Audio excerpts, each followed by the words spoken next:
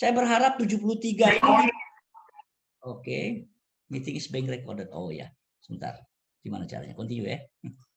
Oke. Salah satu contohnya, apalagi sekarang di zaman new normal life ini, nggak bisa lagi nyantai-nyantai. Ya, apa misalnya? Apakah asosiasi culture and leadership ini tidak punya pemikiran misalnya? Sekarang ini Indonesia, kita ini merasa sekarang siswa kita, anak-anak SD ini sudah kehilangan arah. Banyak yang nulisnya udah baca, nulis nama lagi sarot. Nah, sekarang apa tugas kita nih? Mengembalikan citra dari sisi-sisi itu bagian-bagian dari proses, ya. Nah, itu yang ingin saya sampaikan. Oleh karena itu, adik-adik sekalian, dalam hidup ini sesungguhnya ada 3 saja menurut saya. Yang pertama adalah be, yang kedua do, yang ketiga have. Itu aja, jangan dibalik-balik.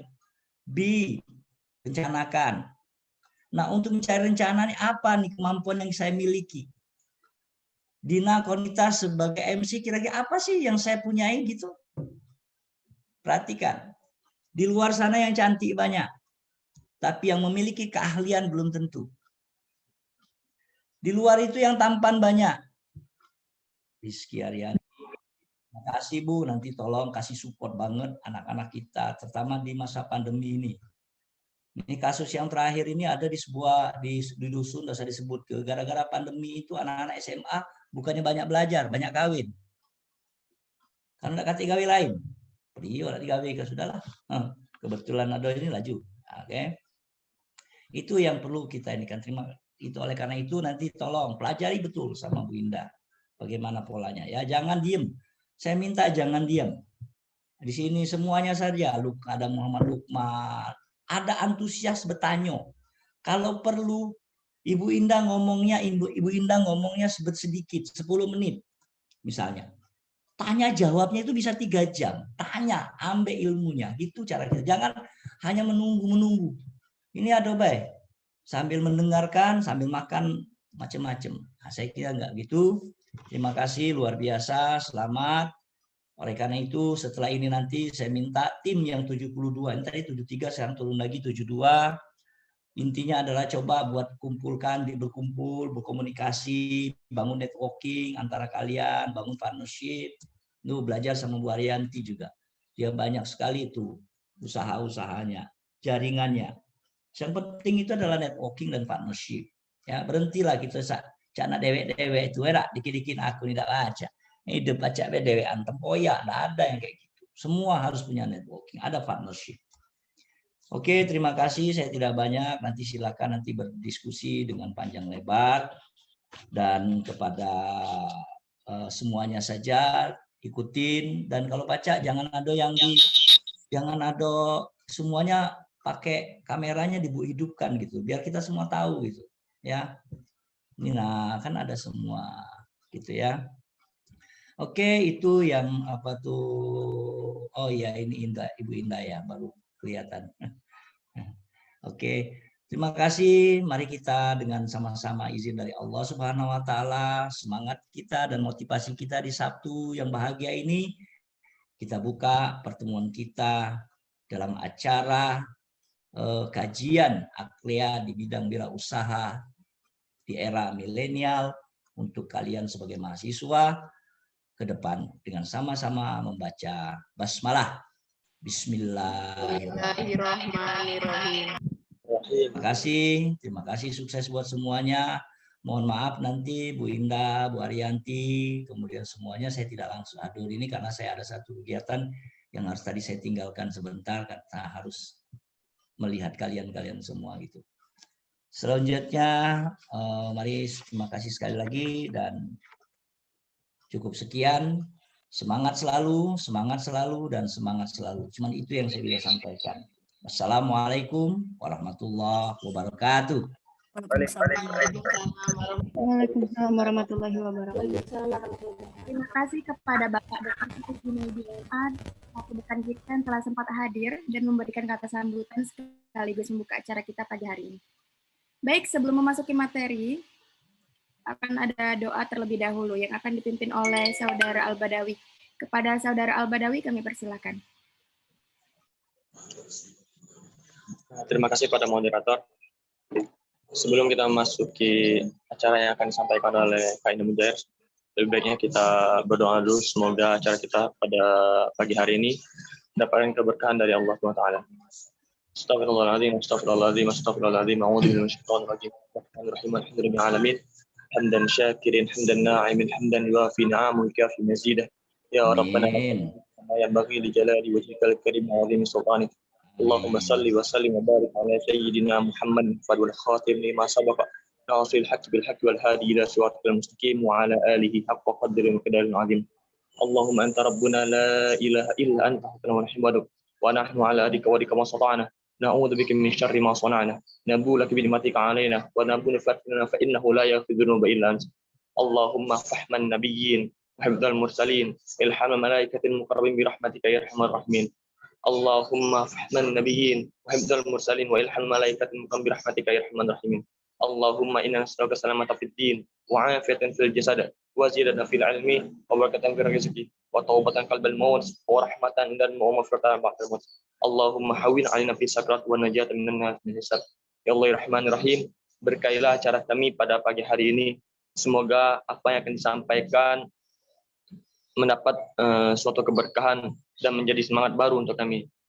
Ya Allah Rahman Rahim, berikanlah selalu nikmat atas kami, kesehatan, rezekimu.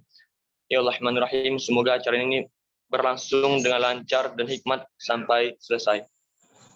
Wassallallahu rabbana atina fid dunya hasanah wa fil akhirati hasanah wa qina adzabannar. Wassallallahu ala Muhammad wa ala alihi wa sahbihi wa baraka wasallam. Subhana rabbika izzati amma yasifun wa salamun alal mursalin walhamdulillahi alamin. Terima kasih kepada Saudara Al-Badawi yang telah memimpin doa. Baik, sebelum memasuki materi, sebelumnya saya akan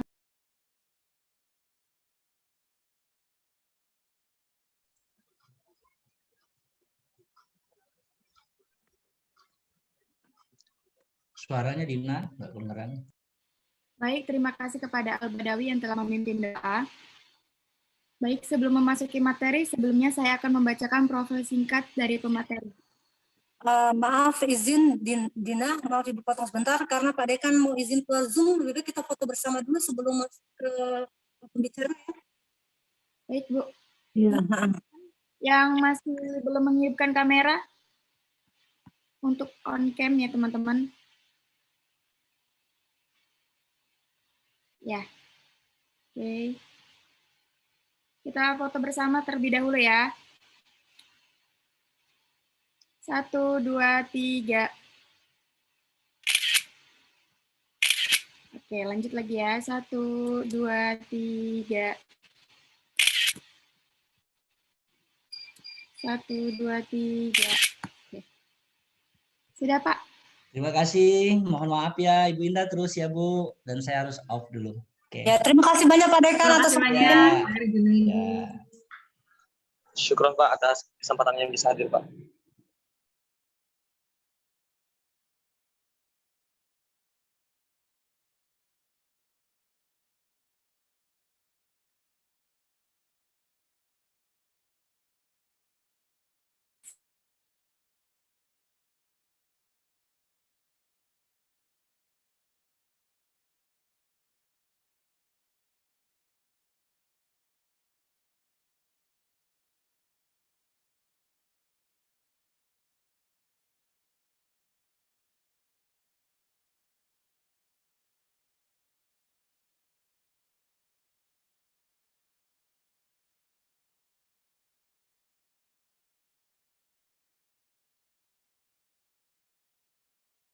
Oke, Dina bisa lanjut ke acara.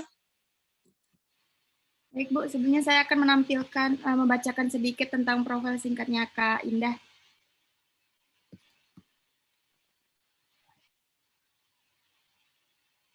Oke. Di sini pemateri kita yaitu Kak Indah Rizky Aryani SEMM, selaku influencer, pebisnis, ketua PKK Kecamatan di Kota Palembang,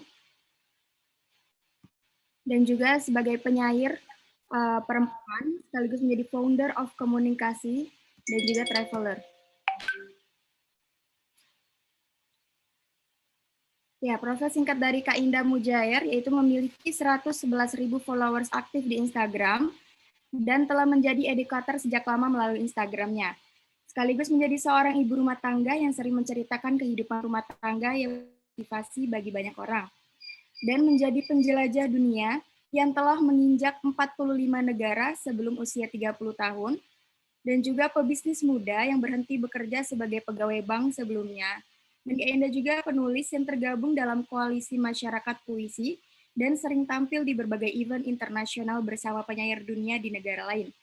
Dan Kak Indah juga pernah menjadi mantan atlet tembak yang beberapa kali menjuarai kejuaraan tembak nasional, sekaligus menjadi ibu ketua PKK di salah satu kecamatan Kota Palembang, dan sebagai founder komunikasi, yaitu Wadah Bersedekah dengan Dana Swadaya.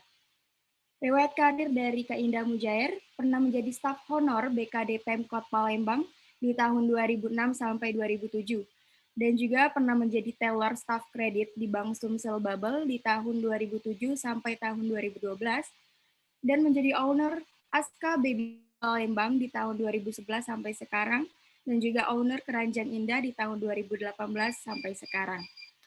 Wah, keren sekali ya profil dari Kak Indah Mujair ini yang pastinya teman-teman bakal termotivasi.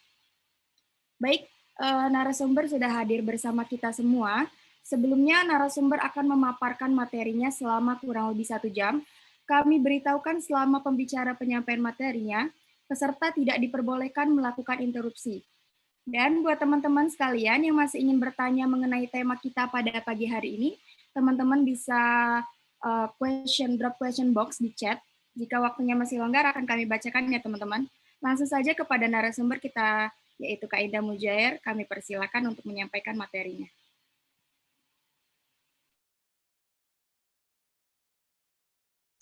Oke, Assalamualaikum warahmatullahi wabarakatuh. Bismillahirrahmanirrahim. Assalatu wassalamu asrofil anbiya wal mursalin wa ala alihi washabihi ajmain amma ba'du.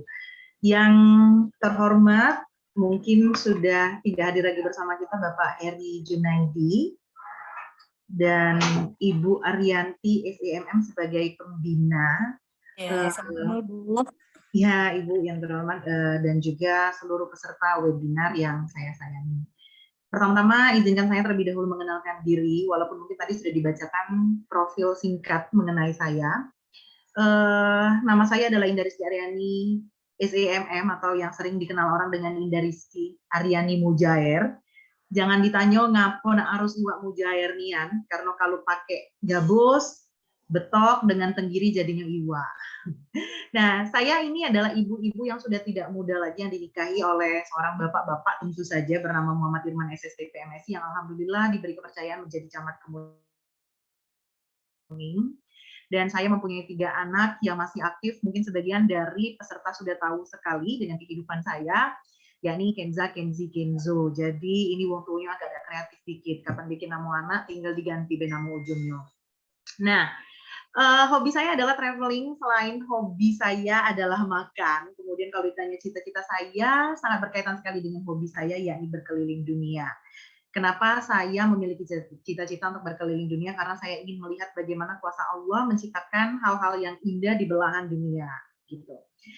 Kalau ditanya siapakah saya, tentu tidak cukup 10 SKS untuk menceritakan kisah saya. Tapi kalau misalnya kamu tahu dengan Betino yang viral, baru-baru ini saya memarahi pungli, tukang parkir di Turki, atau Betino Gilo yang waktu itu pernah ngusiri anak-anak SMA coret-nyoret, yang sampai pernah tekicir-kicir galo, ya, atau mungkin kamu pernah melihat Betino yang pernah viral juga menggunakan baju hantu kemudian mentraktir mahasiswa ketika demo Omnibus Law, dan itu juga adalah saya. Tapi yang jelas saya adalah Ibu Ketua PKK Kecamatan Kemuning, saya juga adalah founder Kecamatan Kemuning Kasih, Wadah Bersedekah dari Dana Swadaya. Jadi bisa dikatakan hari ini saya adalah influencer, walaupun mungkin bukan uang yang paling ngetop di Kota Palembang ini, tapi bisa untuk mempengaruhi beberapa orang untuk termotivasi dengan apa yang saya lakukan. Dan yang saya harapkan hari ini adalah mahasiswa bisa mengambil hal-hal baik yang akan saya sampaikan di sini sebagai motivasi, seperti tadi yang telah disampaikan oleh Bapak Heri Junaidi. Senang sekali rasanya saya bisa hadir di sini dan mungkin banyak orang yang berkompeten lainnya yang seyogyanya bisa diundang di sini, tapi saya justru menjadi narasumber pada hari ini. Dan senang sekali berkenalan dengan adik-adik dari ACLEA atau Association of Culture and Leadership by English Awareness Club. Bener nggak kira-kira? Agak panjang ya namanya, karena ini bahasa daerah saya yang sudah lama saya tinggalkan, jadi agak ribet dikit, tersangkut di lidah. Dan yang jelas merupakan adik-adik dari UIN Raden Fatah Palembang.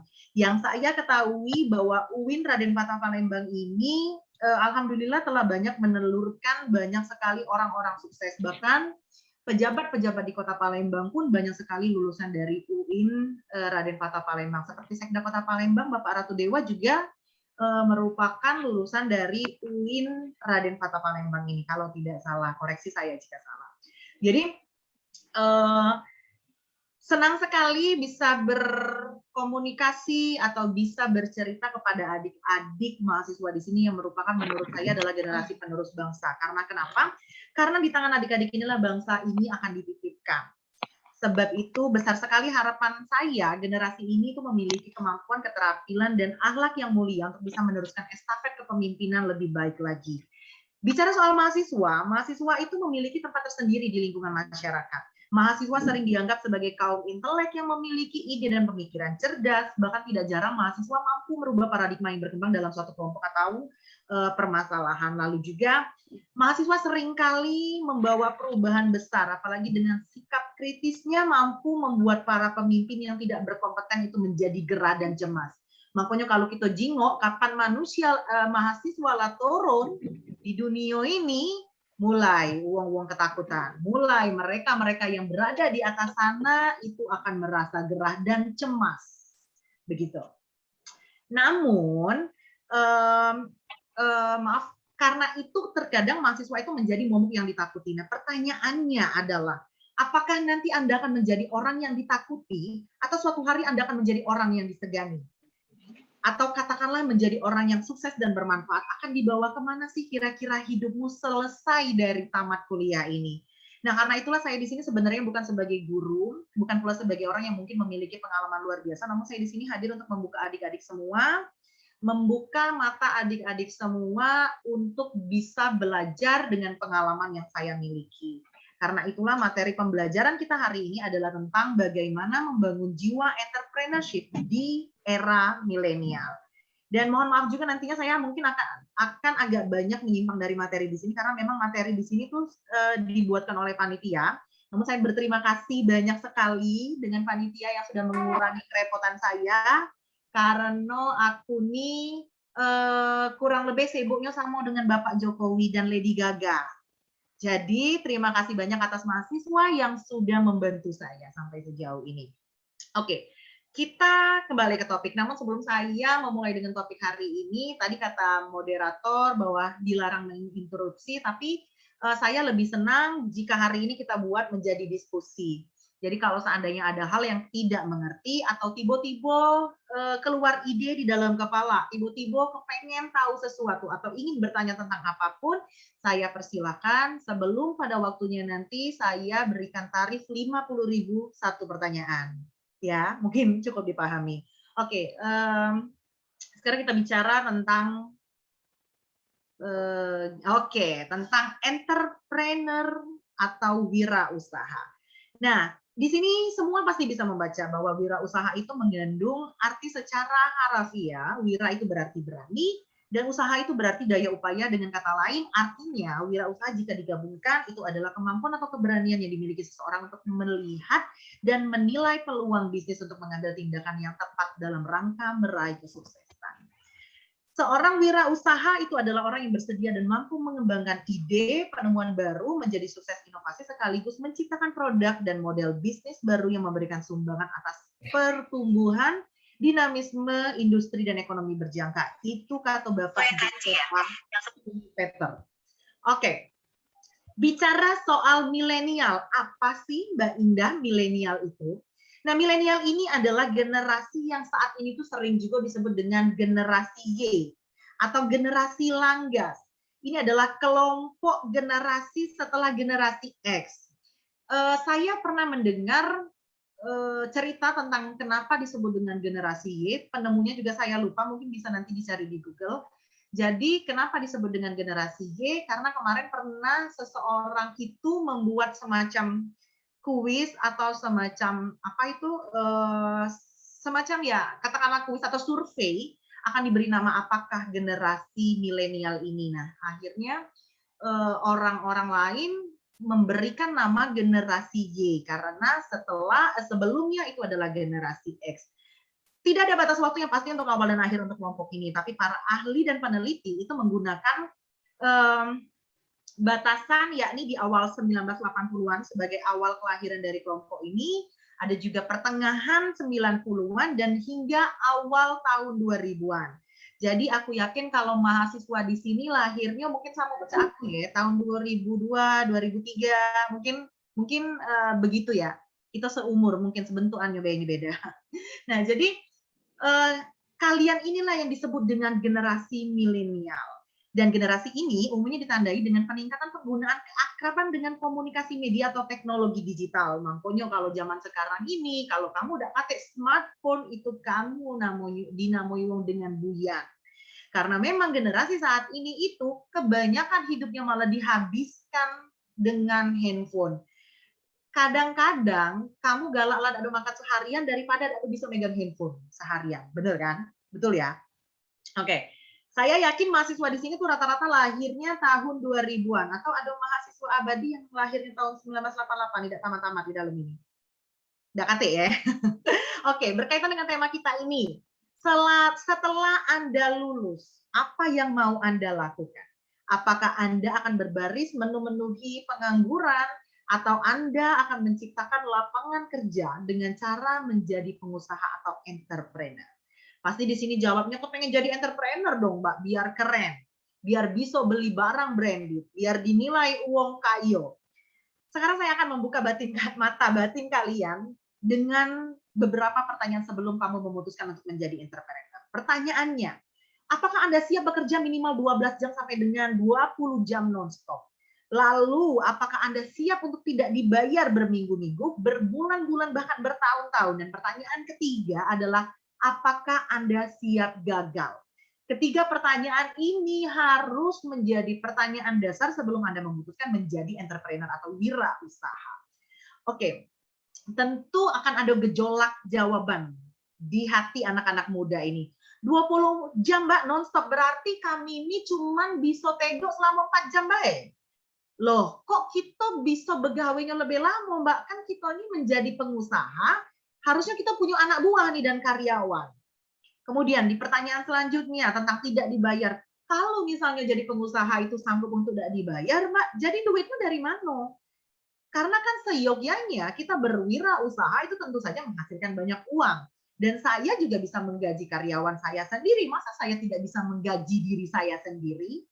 Tentu itu yang mungkin menjadi jawaban di teman-teman semua. Karena kalau soal gagal, semua orang pasti memiliki rasa takut untuk gagal. Jadi begini, banyak orang yang berpikir bahwa menjadi pengusaha atau entrepreneur itu bisa bekerja sesuka hatinya, bisa punya banyak uang, bisa belanja barang mewah, kalau bujang bisa ngajak betinonyo makan di restoran mahal, mungkin liburan traveling, duduk di bisnis kelas. Yang kamu lihat itu, oke. Atau mungkin untuk orang tua, untuk kamu yang gadis-gadis tadi, kamu bisa beli branded mahal-mahal, LV, Hermes menuju uang itu. Dan banyak sekali branded lainnya sampai ke celana dalam lagi sama brandednya. Karena di dalam mindset kalian bahwa semua entrepreneur itu pasti kaya raya. Nah, yang kamu lihat ini adalah hanya sebuah puncak gunung esnya saja. Jadi yang kamu jingok ini adalah buah dari hasil keringat dan kerja keras, bahkan tetesan air mata. Padahal senyatanya adalah seorang entrepreneur itu pasti kerjanya minimal 10 kali lipat dibandingkan dengan karyawan biasa dan lebih lama. Seorang entrepreneur itu adalah mereka yang pertama kali datang dan orang yang terakhir kali pulang. Jadi salah kalau misalnya kamu nganggap adalah entrepreneur itu lemak, galau, tidak kate yang tidak lemah. Karena kenapa? Berdasarkan penelitian di Amerika sana, Kebetulan ini juga tempat kelahiran aku ya. Nah, nggak bercanda. Kemudian entrepreneur itu adalah orang yang bekerja justru 63% lebih lama dibandingkan dengan orang-orang biasa. Jadi kalau kamu tipe yang begawe tojo 8 jam bela ngoceh, kalau kamu menjadi karyawan di suatu tempat, karena rata-rata karyawan kan bisa bekerja 7, 8 jam, 9 jam, kalau pegawai aku malah 23 jam setengah. Nah, kamu sudah mengeluh, merasa menjadi manusia paling tertindas di dunia ini, maka kamu tidak akan cocok menjadi entrepreneur. Karena entrepreneur bukanlah tempat anak-anak yang manja. Pengusaha itu bisa bekerja 12 sampai dengan 20 jam sehari. Terutama di masa mulainya bisnis atau bahasa kerennya itu adalah startup. Senggalokan dengan film Korea. Nah, kurang lebih di masa-masa saat itu adalah waktu Anda paling sibuk sekali bekerja. Lalu, entrepreneur juga harus siap miskin terlebih dahulu alias tidak dibayar karena mereka akan fokus untuk mengembangkan bisnis menjadi besar terlebih dahulu. Maka yang didahulukannya adalah biaya expense atau biaya beban bulanan seperti listrik, air, pulsa, karyawan, dan modal, dan lain-lain sisanya, lalu bisa dapat untung. Nah, keuntungan ini kemana? Akan kembali lagi ke modal agar bisnis tadi menjadi semakin besar. Jadi salah besar jika kamu berpikir bahwa entrepreneur itu sebuah, itu siapa yang tahu? Kalau kamu berpikir bahwa entrepreneur itu adalah pengusaha atau sebuah jalan pintas agar menjadi cepat kaya. Untuk menjadi cepat kaya di dunia ini gampang, pelihara babi ngepet. Cuman itu, baik. Tapi kalau kamu nak jadi pengusaha, kalau kamu ingin menjadi seseorang yang sukses, maka kamu harus bekerja lebih banyak dibandingkan orang lainnya. Terus, seorang entrepreneur juga harus siap gagal, harus siap ditolak. Kalau zaman sekarang ini ditolak cinta monyet, dia langsung nak bunuh diri, terjun dari Ampera biasanya kan. Nah, ditolak itu justru bagus. Kenapa? Ketika kamu jatuh, itu artinya kamu setidaknya mencoba berdiri. Tapi kalau misalnya kamu tidak pernah jatuh, berarti kamu tidak pernah berdiri. Kamu tahu dengan KFC, yang punya KFC, yang bikin resepnya itu kan selain aku, juga Kolonel Sanders. Kolonel Sanders mendiri KFC ini ditolak sebanyak 1009 kali sebelum akhirnya seseorang itu membeli resepnya. Kemudian kamu juga suka mungkin nonton Harry Potter. J.K. Rowling, penulis Harry Potter, itu ditolak 12 kali kalau tidak salah oleh penerbit sebelum akhirnya karyanya menjadi bestseller. Dan Walt Disney, kalau kamu tahu dengan film-film Walt Disney, itu sebelumnya dipecat karena dianggap kurang imajinasi. Tapi sekarang siapa yang tidak tahu dengan hasil atau karya dari Walt Disney? Artinya apa? Tidak ada seorang pun yang langsung berhasil ketika menjalankan bisnis. Bahkan sebuah penelitian pernah mengatakan seorang yang sukses itu ternyata pernah gagal minimal 6 sampai dengan 7 kali. Jadi gagal itu adalah hal yang pasti sebelum meraih kesuksesan. Dan berdasarkan penelitian juga dari Washington DC, dari Amerika juga, 80% bisnis itu pasti gagal ketika startup di 5 tahun pertama. Tapi Mbak, aku lah sudah bikin nih bisnis pecel lele. Bisnis pecel lele aku sudah lewat dari 5 tahun atau 6 tahun.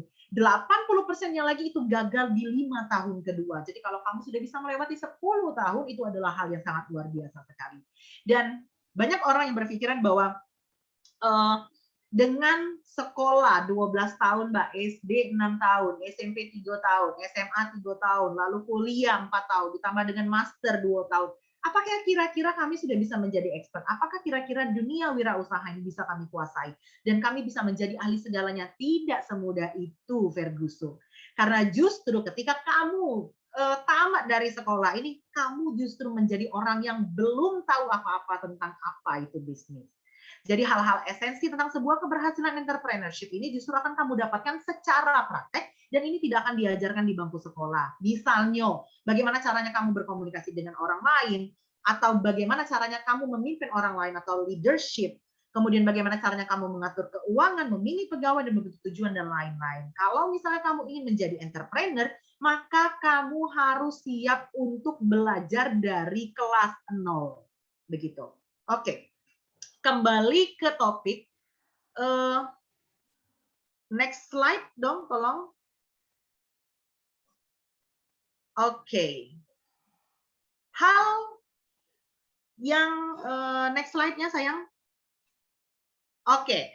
Hal apa yang harus dimiliki oleh entrepreneur? Seorang entrepreneur itu harus memiliki cara berpikir yang berbeda daripada manusia biasa. Jadi kalau misalnya manusia biasa itu cuman pacak bikin telur orak-arik, maka seorang entrepreneur harus bisa menciptakan bagaimana caranya telur ini menjadi telur warna-warni atau dijadikan telur ini menjadi makanan yang luar biasa kreatifnya. Nah, kamu bisa baca di sini bahwa entrepreneur itu harus memiliki kemampuan yang kreatif dan inovatif. Kreatif itu adalah thinking new things. Jadi kalian berpikir tentang sesuatu yang baru, dan inovasinya adalah doing, lebih ke praktek atau menerapkan kreativitas dalam rangka memecahkan masalah dan menemukan peluang. Oke, di tengah persaingan usaha yang sedemikian ketat, bukan hal aneh bila di lapangan kerja itu saling tiru-meniru. Banyaknya uang itu yang pasti tiru-meniru, apalagi bila ada suatu usaha yang menyodok dengan cepat, maka dengan segera followers itu akan bermunculan. Dulu, ketika membuka baby shop, baru aku ini dewek yang melayani online shop di kota Palembang. Sampai dulu pernah Asker Baby Shop itu masuk ke dalam RCTI, Indosiar, bukan masuk ke dalam film Hidayah, tetapi menjadi salah satu contoh online shop yang sangat sukses di bawah kepemimpinan saya atau yang tempat yang saya ciptakan. Bahkan mungkin kalau misalnya aku sebut ke omset, kamu mungkin akan terkejut. Di usia 23 tahun, bahkan saya pernah mendapatkan omset lebih dari 1 miliar dalam 1 bulannya. Saya bisa mempekerjakan orang lebih dari 70 orang pada masa tersebut. Nah, ketika aku buka baby shop itu, wong ngingo aku sukses. Akhirnya tiba-tiba semua baby shop online itu menjamur. Berduyun-duyun orang membuka online shop karena pada waktu itu yang namanya online ini belum sangat terkenal seperti sekarang yang punya flash market. Kapan kamu ini setiap hari kuperhatikan pecahnya di Shopee. Nah, belanja Shopee, ada yang belanja Tokped dan lain-lain. Pokoknya setiap hari paket kamu datang, lah terhafal-hafal mamang kurir itu dengan kamu. Kadang-kadang ada juga yang lucu, uang yang nggak tahu dengan belanja online ini sibuk mati-matian nak nolak barang. Ada juga kan yang viral seperti itu. Oke, back to the topic.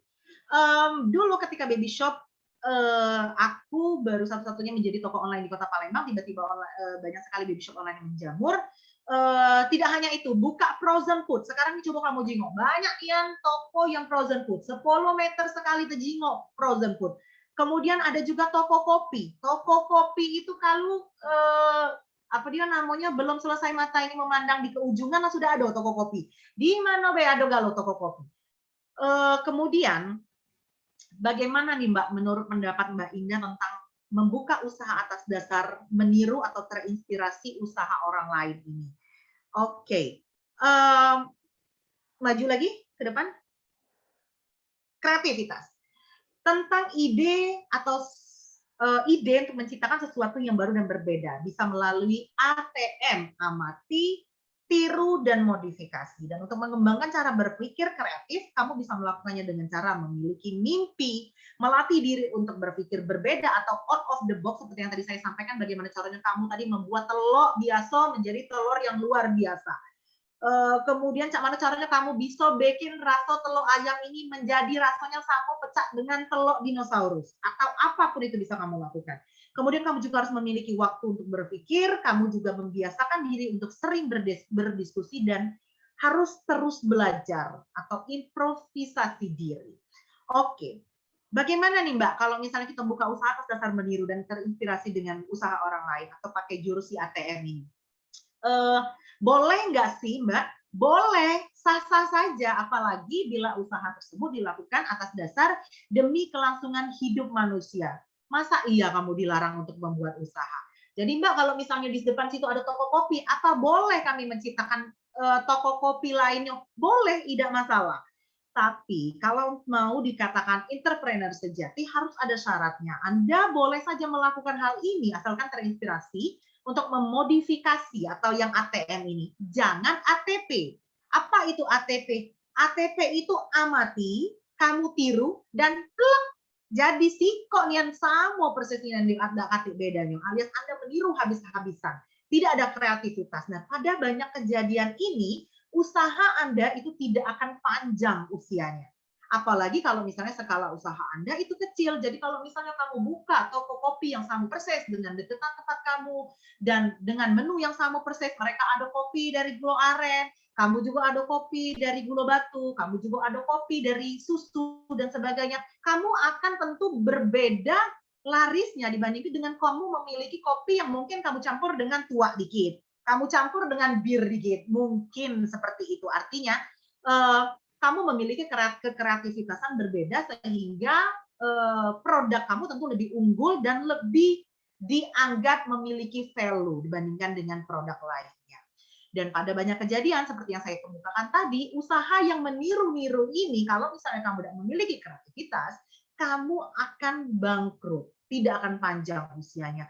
ATM tentu boleh, tetapi terinspirasi juga boleh, meniru juga boleh, tapi carilah significantly yang different. Pembedanya itu jelas. Oke. Misalnya, contoh Facebook.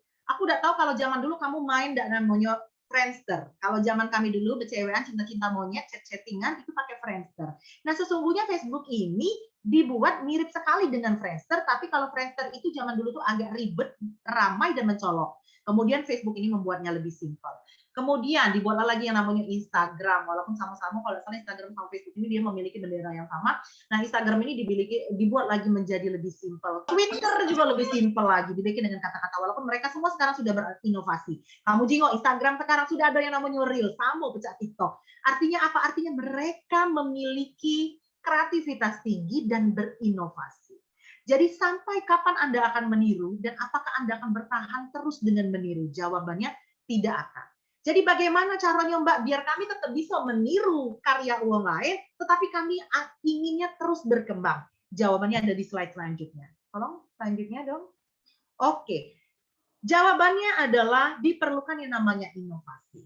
Inovasi itu adalah suatu proses untuk mengubah ide baru menjadi sesuatu yang baru dan berguna. Sedangkan kemampuan inovatif seseorang wirausaha itu merupakan proses mengubah ide menjadi peluang usaha.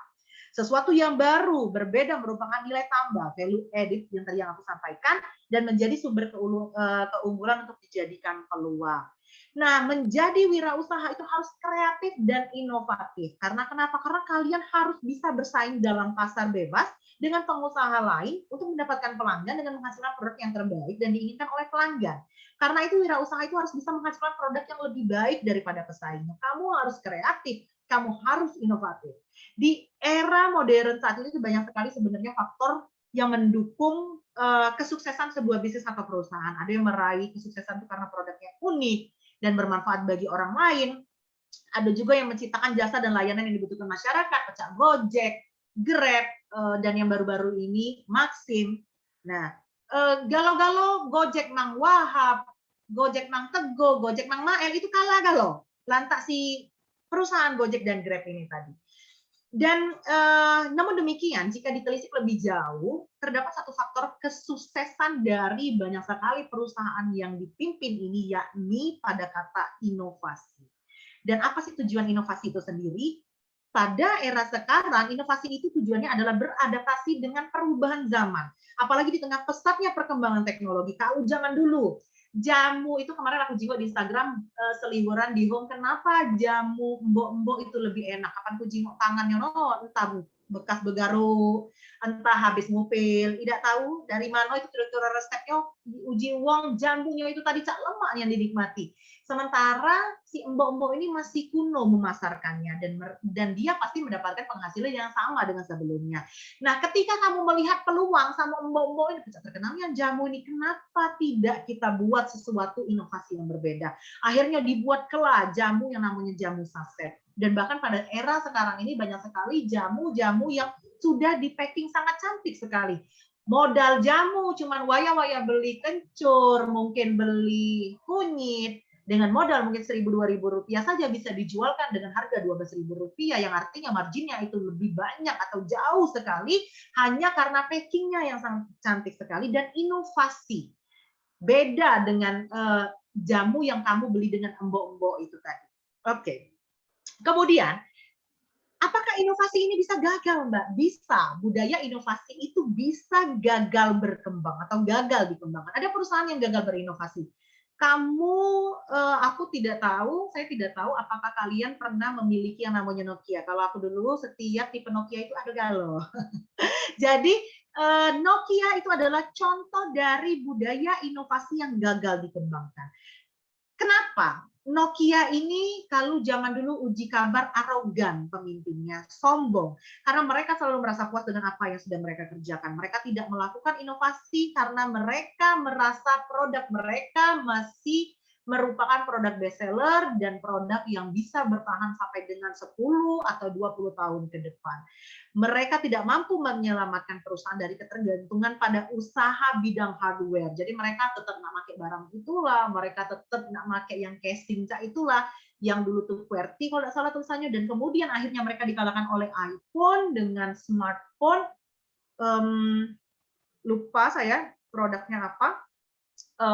Mereka akhirnya dikalahkan karena yang lain itu memiliki inovasi. Mereka terlalu cukup puas dengan keberhasilan yang sudah dimiliki. Akhirnya mereka gagal dalam merencanakan perkembangan selanjutnya yang dibutuhkan untuk mendapatkan keuntungan yang lebih banyak di masa depan.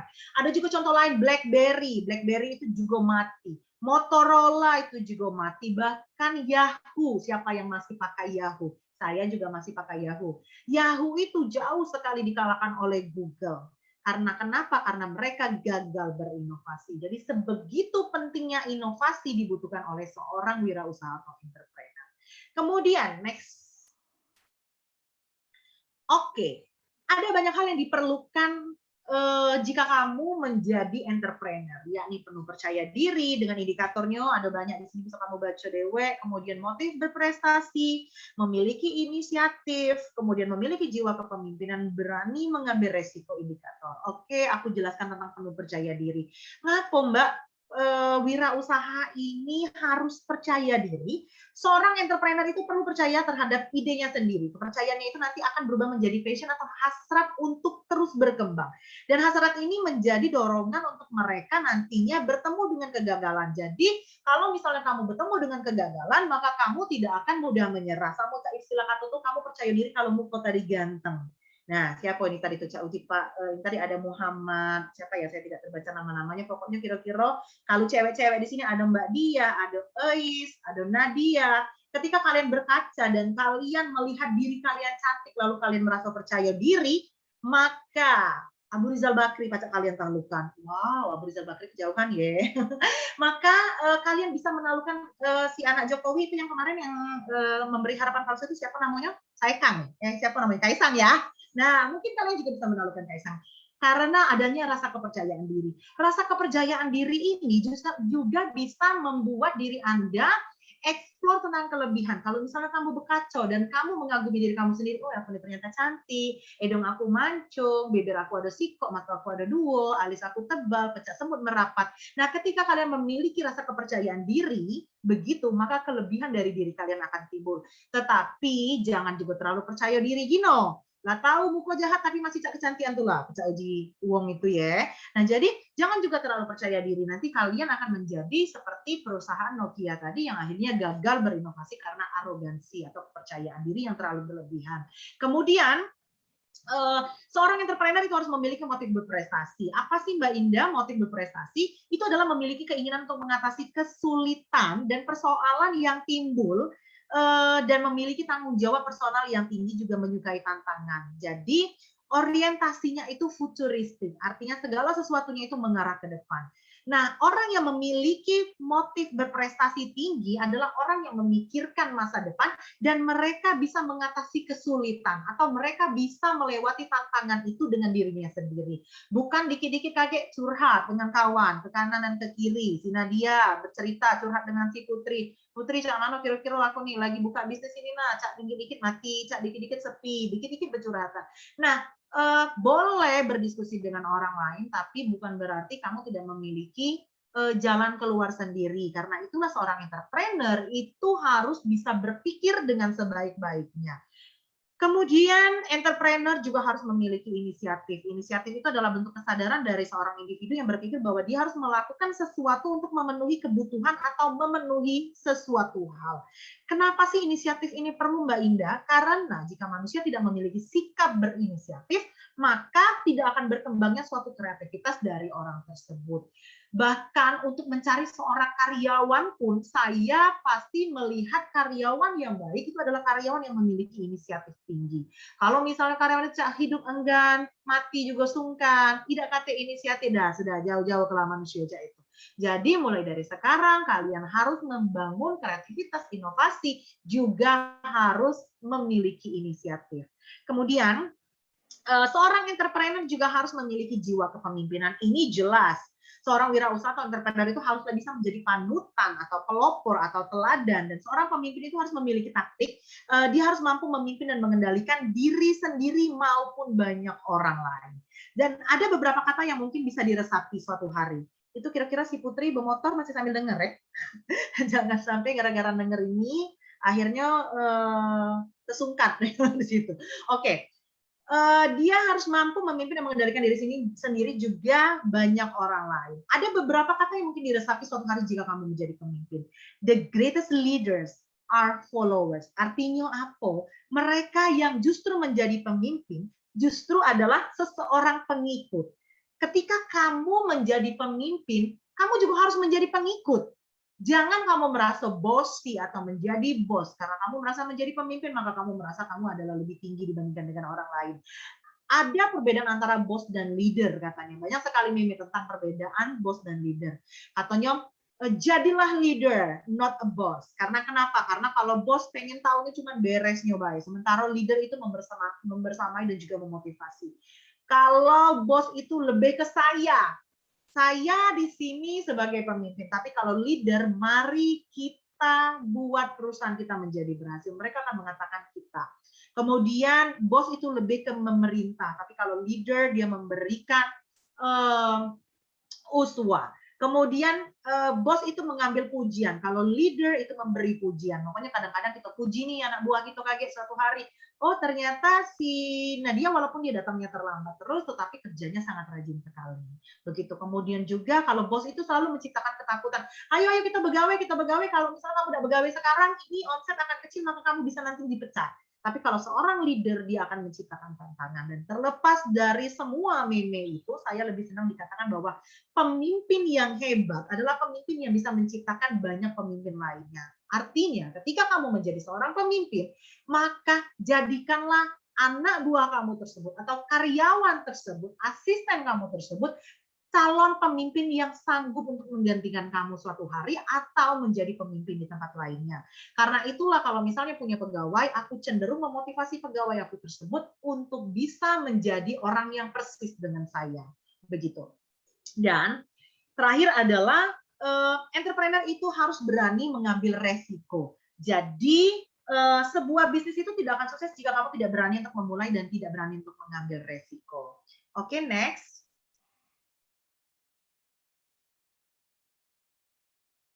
Entrepreneur itu adalah sebagai disiplin ilmu. Sebagai suatu disiplin ilmu, maka ilmu kewirausahaan dapat dipelajari dan diajarkan, sehingga setiap individu memiliki peluang untuk tampil sebagai seorang wirausahawan. Betul. Dan seperti yang tadi saya sampaikan bahwa sekolah itu tidak begitu diperlukan kok untuk menjadi orang kaya atau sukses, itu kata Bob Sadino.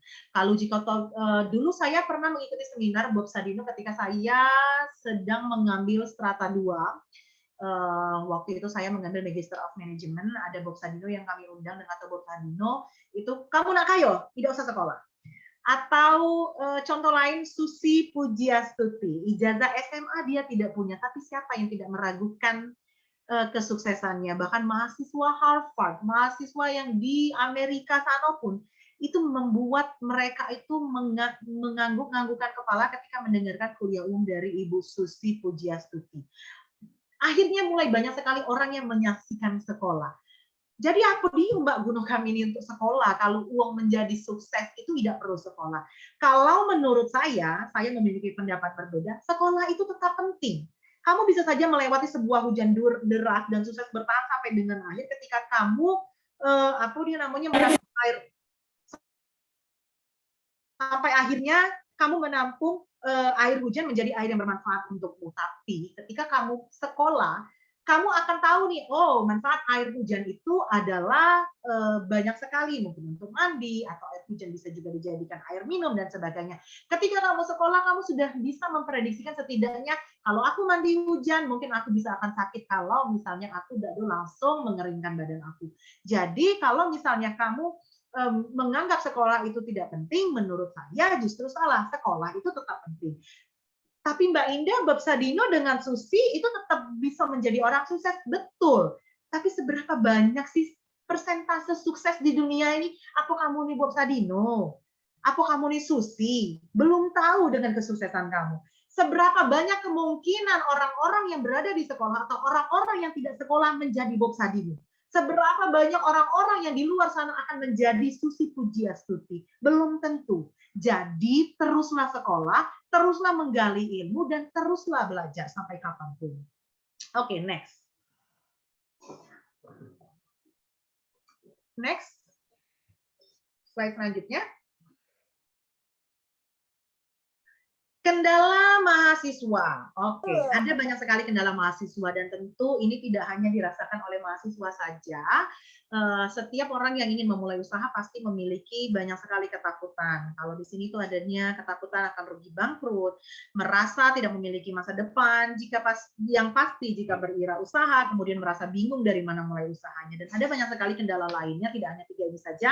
Misalnya terkendala akan modal, kemudian pendapatannya tidak tetap, tidak adanya waktu Mbak untuk memulai wirausaha ini, tidak adanya keberanian, tidak mau mengambil resiko, dan ada lagi juga kurang percaya diri. Kemudian tentang bingung memilih bisnis yang tepat. Kebingungan memilih bisnis yang dijalankan, hal ini merupakan salah satu yang paling umum dirasakan oleh calon pebisnis pemula. Bisnis yang sedang tren atau akan selalu menarik, tapi bisa juga terjadi sifatnya musiman. Pecah jual daster. Dulu ketika Corona baru dimulai, itu saya ingat sekali teman-teman saya semuanya membeli daster karena anggapan mereka orang-orang lebih banyak work from home, berada di rumah saja, jadi yang dibutuhkan itu bukan baju pergi, bukan baju untuk gaya-gaya, tetapi baju yang dibuat senyaman mungkin untuk kita terus berada di rumah. Nah, lalu kemudian bisnis ini ternyata menjadi bisnis musiman. Setelah menjamur yang jual daster tadi, ada yang sampai bikin pabrikanian, ada yang sampai membuat ribuan, mungkin puluhan ribu piece, jumlahnya akhirnya juga gulung tikar karena bisnis-bisnis yang seperti ini itu adalah bisnis yang trennya musiman begitu. Dan sebaliknya juga ada bisnis yang terlihat besar, menguntungkan, justru tidak mudah untuk dimulai dari awal. Hal-hal yang seperti ini tentu membuat Anda pusing sendiri untuk menentukan bisnis. Apa sih jadi yang tepat ini? Kalian tidak mau membuang waktu dan hanya berkutat dalam satu pertanyaan ini saja, maka pilihlah bisnis itu yang sesuai dengan minat dan kemampuan sehingga lebih mudah untuk memulainya dan mengelolanya dengan cara yang tepat. Seperti yang saya lakukan, saya membuka bisnis Aska Baby Shop dan juga Keranjang Indah. Keranjang Indah ini semacam personal shop yang mengambil barang-barang di luar negeri. Ini sesuai dengan passion aku, sesuai dengan hobi aku. Hobi aku adalah jalan-jalan, maka ketika aku berangkat ke luar negeri, tidak ada salahnya aku membawakan barang-barang belanjaan orang lain. Hobiku adalah berbelanja barang-barang anak. Hobiku adalah mendandani anak. Maka tidak ada salahnya ketika aku membuka bisnis, itu berhubungan dengan sesuatu atau segala sesuatunya dengan anak. Jadi bisnis apa yang dimulai, bisnis apa yang paling bagus, bisnis apa itu selalu dipertanyakan dan selalu didiskusikan terus. Sampai kapan kamu akan mendiskusikan hal ini? Nah, bila kamu sudah memiliki ide mau berbisnis, ada modal untuk memulai, ada atau tidak ada modal pun untuk memulai, tahu cara menjalaninya, punya waktu, maka mulailah segera. Karena kenapa? Tidak ada waktu yang lebih tepat daripada kata sekarang untuk memulai bisnis. Jadi jangan terus bertanya tentang bisnis, karena bisnis yang baik seperti yang sering saya sampaikan adalah bisnis yang dimulai. Kesuksesan itu adalah milik mereka yang berani untuk memulai mimpi. Untuk mereka yang berani bermimpi, mereka yang berani mencoba, mereka yang berani memulai, atau mereka yang berani berjuang. Jadi saya ulangi, kesuksesan itu adalah milik mereka yang berani. Mereka yang berani bermimpi, mereka yang berani mencoba dan memulai, dan mereka yang berani berjuang. 3 hal keberanian tersebut. Ada orang yang tidak memiliki mimpi, itu adalah orang-orang yang hampa dan tidak bertujuan. Setelah kamu bermimpi, beranikah kamu mencoba hal-hal baru? Beranikah kamu untuk keluar dari zona nyaman? mencoba menggapai mimpi yang kamu mau, karena zona aman itu akan terus membuat kamu di situ-situ, baik. Kamu tidak akan berkembang karena kamu selalu membatasi akses diri. Dan terakhir, maukah kamu berjuang untuk terus menggapai mimpimu untuk menjadi entrepreneur yang cerdas? Oke, selanjutnya. Ya, ini adalah entrepreneur yang cerdas. Pahami setiap tindakan yang dilakukan itu harus ikhlas, terencana, terkonsep, dan strategi. Oke. Jangan sekadar iseng atau coba-coba, karena peluang sukses itu selalu ada dan kerja keras. Orang kaya itu karena bisnis bukan menjadi pegawai atau karyawan perusahaan. Dan misalnya kalian memulai bisnis ini dengan berdagang. Berdagang ini juga ada masuk juga di dalam ilmu Islam, karena UIN kan ini adalah Universitas Islam ya. Dan di situ ada juga di dalam hadis, hendaklah kalian berdagang karena berdagang merupakan 9 dari 10 rezeki. Artinya ada banyak sekali peluang untuk kamu menjadi kaya raya ketika kamu berdagang begitu. Kemudian kemiskinan dan kefakiran itu merupakan ancaman dan tantangan. Namun yakinlah bahwa bisnis itu merupakan perintah Allah Subhanahu wa taala dalam mencari nafkah. Sehingga hal juga yang penting ketika berbisnis adalah bagaimana caranya kamu mendekatkan diri kamu dan tata cara bisnis kamu dengan nilai spiritual. Makanya itu kalau kata uang itu rajin-rajinlah sholat duha, karena sholat duha itu mendatangkan rezeki. Rajin-rajinlah mempercayai Allah, karena ketika kamu mempercayai Allah, rezeki itu akan dialirkan oleh Allah sederas-derasnya. Yakinlah bahwa rezeki kamu itu tidak akan tertukar begitu. Oke, selanjutnya.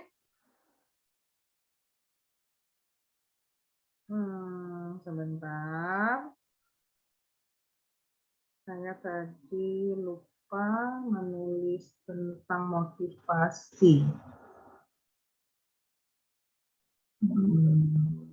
Bentar ya.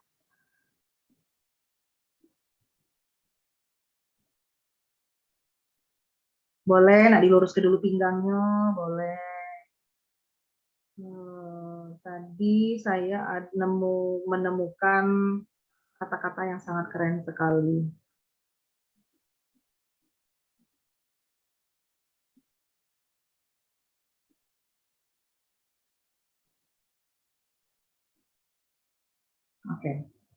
Oke. Entrepreneur in action. Jadi Mbak Indah, bagaimana caranya kita melakukan atau segera bertindak untuk menjadi wirausaha? Ada beberapa hal yang sudah dituliskan di sini. Yang pertama adalah fokus pada satu peluang bisnis. Dengan fokus pada satu peluang bisnis, maka seluruh ide dan pikiran untuk mengembangkan bisnis itu akan lebih terarah. Hal ini memudahkan dalam menerapkan semua ide-ide, dan kamu harus menguasai bisnis yang dijalankan, sehingga segala pekerjaan jika digeluti itu sepenuh hati akan membuahkan hasil yang maksimal. Dan jangan memulai bisnis itu hanya karena melihat untung yang besar dan terlihat keren. Bicara soal fokus, kalau kalian melihat ada seorang entrepreneur yang memiliki banyak sekali bisnis, pecah apung, Aska Baby Shop ada, Keranjang Indah ada. Ada juga saya memiliki teman-teman saya memiliki banyak sekali bisnis. Ada bisnis tempat sepatu, ada bisnisnya rumah makanan, ada juga dia bisnisnya panti pijat dan sebagainya. Ketika itu saya melihatnya seperti begitu enaknya memiliki banyak bisnis, tapi tanpa kalian ketahui, mereka bisa menjadi sukses itu karena mereka fokus terlebih dahulu pada satu bisnis. Ketika Anda fokus terhadap satu bisnis tersebut, maka bisnis Anda akan menjadi sukses. Urusan setelahnya, kamu nak membukaan bisnis lain atau kamu ingin ekspansi bisnis tersebut, ini adalah urusan nantinya setelah Anda sukses dulu nih. Fokus dulu pada satu peluang bisnis tersebut. Kamu pecah istilah katanya pacaran. Kalau kamu selingkuhannya banyak, ada 10 iko, maka kamu akan menjadi kepeningan ngurusi 10 iko itu. Sama pecah berbini juga. Nggak tahu nih kalau dalam Islam katanya memang memiliki istri banyak, itu yang penting adil ya. Nah, tapi maksud saya di sini adalah ketika kamu sukses untuk melakukan atau fokus terhadap sesuatu hal, maka apa yang kamu fokuskan tersebut itu pasti akan berhasil. Kemudian next. Tunjukkan keunggulan bisnis Anda yang terbaik. Keunggulan apa yang ingin ditonjolkan pada bisnis Anda? Keunggulan apa yang membedakan Anda dari para pesaing Anda? Nah, ini adalah satu hal yang sangat penting juga untuk kamu pertimbangkan atau kamu bentuk di dalam bisnis kamu. Misalnya di situ tadi seperti yang sudah sering saya contohkan, si kopi. Kopi itu 10 meter sekali ada kedai kopi dan semuanya rata-rata sama. Apa sih yang membuat produk kalian ini unggul? Mungkin kamu sebut bahwa gula yang kamu ambil tadi adalah gula-gula pilihan. Atau kamu tadi memasukkan madu di dalamnya. Atau mungkin kamu memasukkan ginseng di dalamnya. Artinya kamu harus memiliki sesuatu keunggulan yang bisa kamu tonjolkan di dalam bisnis tersebut.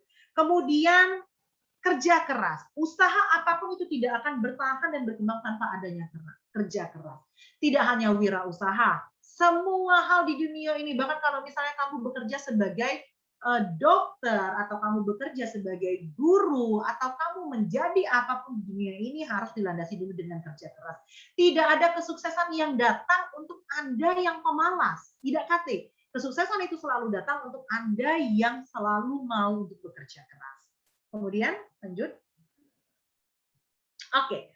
Kemudian gunakan sosioteknologi informasi. Apalagi seperti yang kita ketahui, Anda semua di sini adalah generasi milenial, generasi Y tadi. Tentu Anda semua memiliki, do you agree that a good business, tadi saya membaca ada interupsi apa ya? Coba saya baca dulu nih. Oke, saya baca dulu interupsi dari Rian. Do you agree that a good business is something that should start at a hobby? Okay, for instance, if you are a hobby either eating or cooking, it's better to start of a business. Okay, do you think the same? Okay, to be honest, the hardest thing for me to start a business is the fear of failure.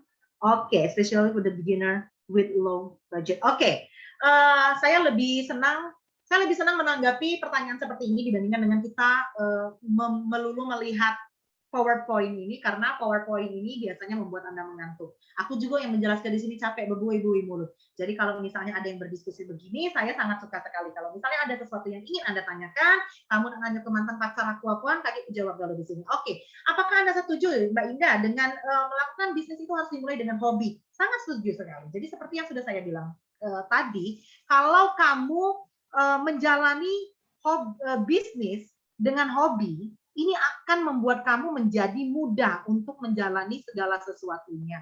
Ketika kamu memang hobinya makan. Nah, ketika kalian senang makan dan kalian membuka bisnis kuliner, maka kalian akan memiliki taste. Atau kalian bisa setidaknya merasakan makanan yang kalian makan. Kalian memiliki tentu banyak pengalaman makan di tempat lainnya.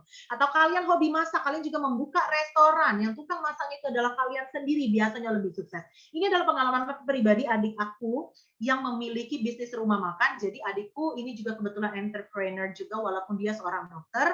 Dia memiliki bisnis restoran namanya Masakan Buna Cena, berawal dari hobinya. Jadi adik aku ini bukan hobi nyontek, tapi hobi makan dan hobi masak. Nah, ketika dia menciptakan sesuatu pakai tangannya sendiri, orang-orang berdatangan membeli makanan tersebut. Tapi ketika dia serahkan kerjaan itu sama pegawainya, akhirnya banyak orang yang sudah tidak suka lagi dengan taste-nya. Artinya, ketika bisnis tersebut kalian handle sendiri berdasarkan hobi kalian dan kemampuan yang kalian miliki, maka bisnis tersebut akan menjadi berkembang dengan sangat pesat. Saat itu sebelum adanya Masakan Buna Cena restoran sebesar ini, adik aku tuh dulu berjualan online. Dia menjual satu bentukan variasi yang sangat menarik sekali dari ubi. Jadi ubi ini dibuatnya di dalamnya itu dimasukannya mozzarella, kemudian dikasihnya tepung. Aku udah tahu dia pakai bumbu rahasia mana ini, karena aku juga udah bisa masak. Yang jelas ketika dia menciptakan satu karya ini sempat booming di kota Palembang dan dibeli sama orang. Tapi karena memang keterbatasan waktu yang dia miliki, karena saat itu dia harus menyelesaikan kuliah kedokterannya, akhirnya dia serahkan bisnis tersebut kepada orang lain yang mungkin tidak memiliki passion di sini. Mungkin tukang masak tadi hanya membaca resep saja yang diberikan sama adik aku tadi. Dia tidak memiliki hobi untuk memasak. Mungkin juga dia tidak memiliki taste untuk mencoba makanannya. Akhirnya bisnisnya gagal sebelum menjadi Masakan Buna Cena dan hebat seperti sekarang ini. Jadi ketika kamu menjalankan sesuatu yang dilakukan sesuai dengan minat yang kamu miliki, kamu tentu akan enjoy dan santai menjalaninya. Karena ketika kamu menjalani sesuatu yang santai, kamu menjalani sesuatu yang kamu sukai, kamu tidak akan merasa terbebani ketika melakukan bisnis tersebut. Jadi sama seperti kalian melakukan hal-hal yang biasa kalian lakukan. Begitu. Kemudian ketika kalian melakukan usaha dengan apa yang kalian hobi atau kalian miliki atau kemampuan yang kalian miliki, maka pemilik usaha itu akan memahami betul potensi dan kelebihan yang dimiliki. Kalian akan tahu nih dengan diri kalian itu apa sih fashionnya. Mungkin seseorang tadi membuka butik karena dia nih tipenya adalah orang yang menyukai fashion. Kalian akan tahu dengan diri kalian akan tahu dengan potensi yang kalian miliki, kalian akan bisa berkarya, dan karya ini akan menciptakan kreativitas tinggi dan mungkin akan dihargai orang lain lebih mahal dibandingkan dengan lainnya.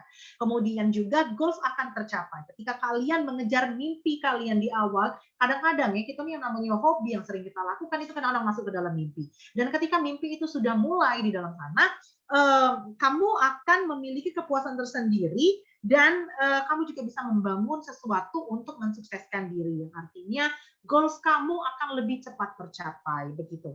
Kemudian to be honest, yang paling sulit untuk dilakukan atau yang paling sulit untuk dimulai dalam bisnis itu adalah ketakutan. Banyak sekali ketakutan atau hambatan seperti yang tadi saya sampaikan.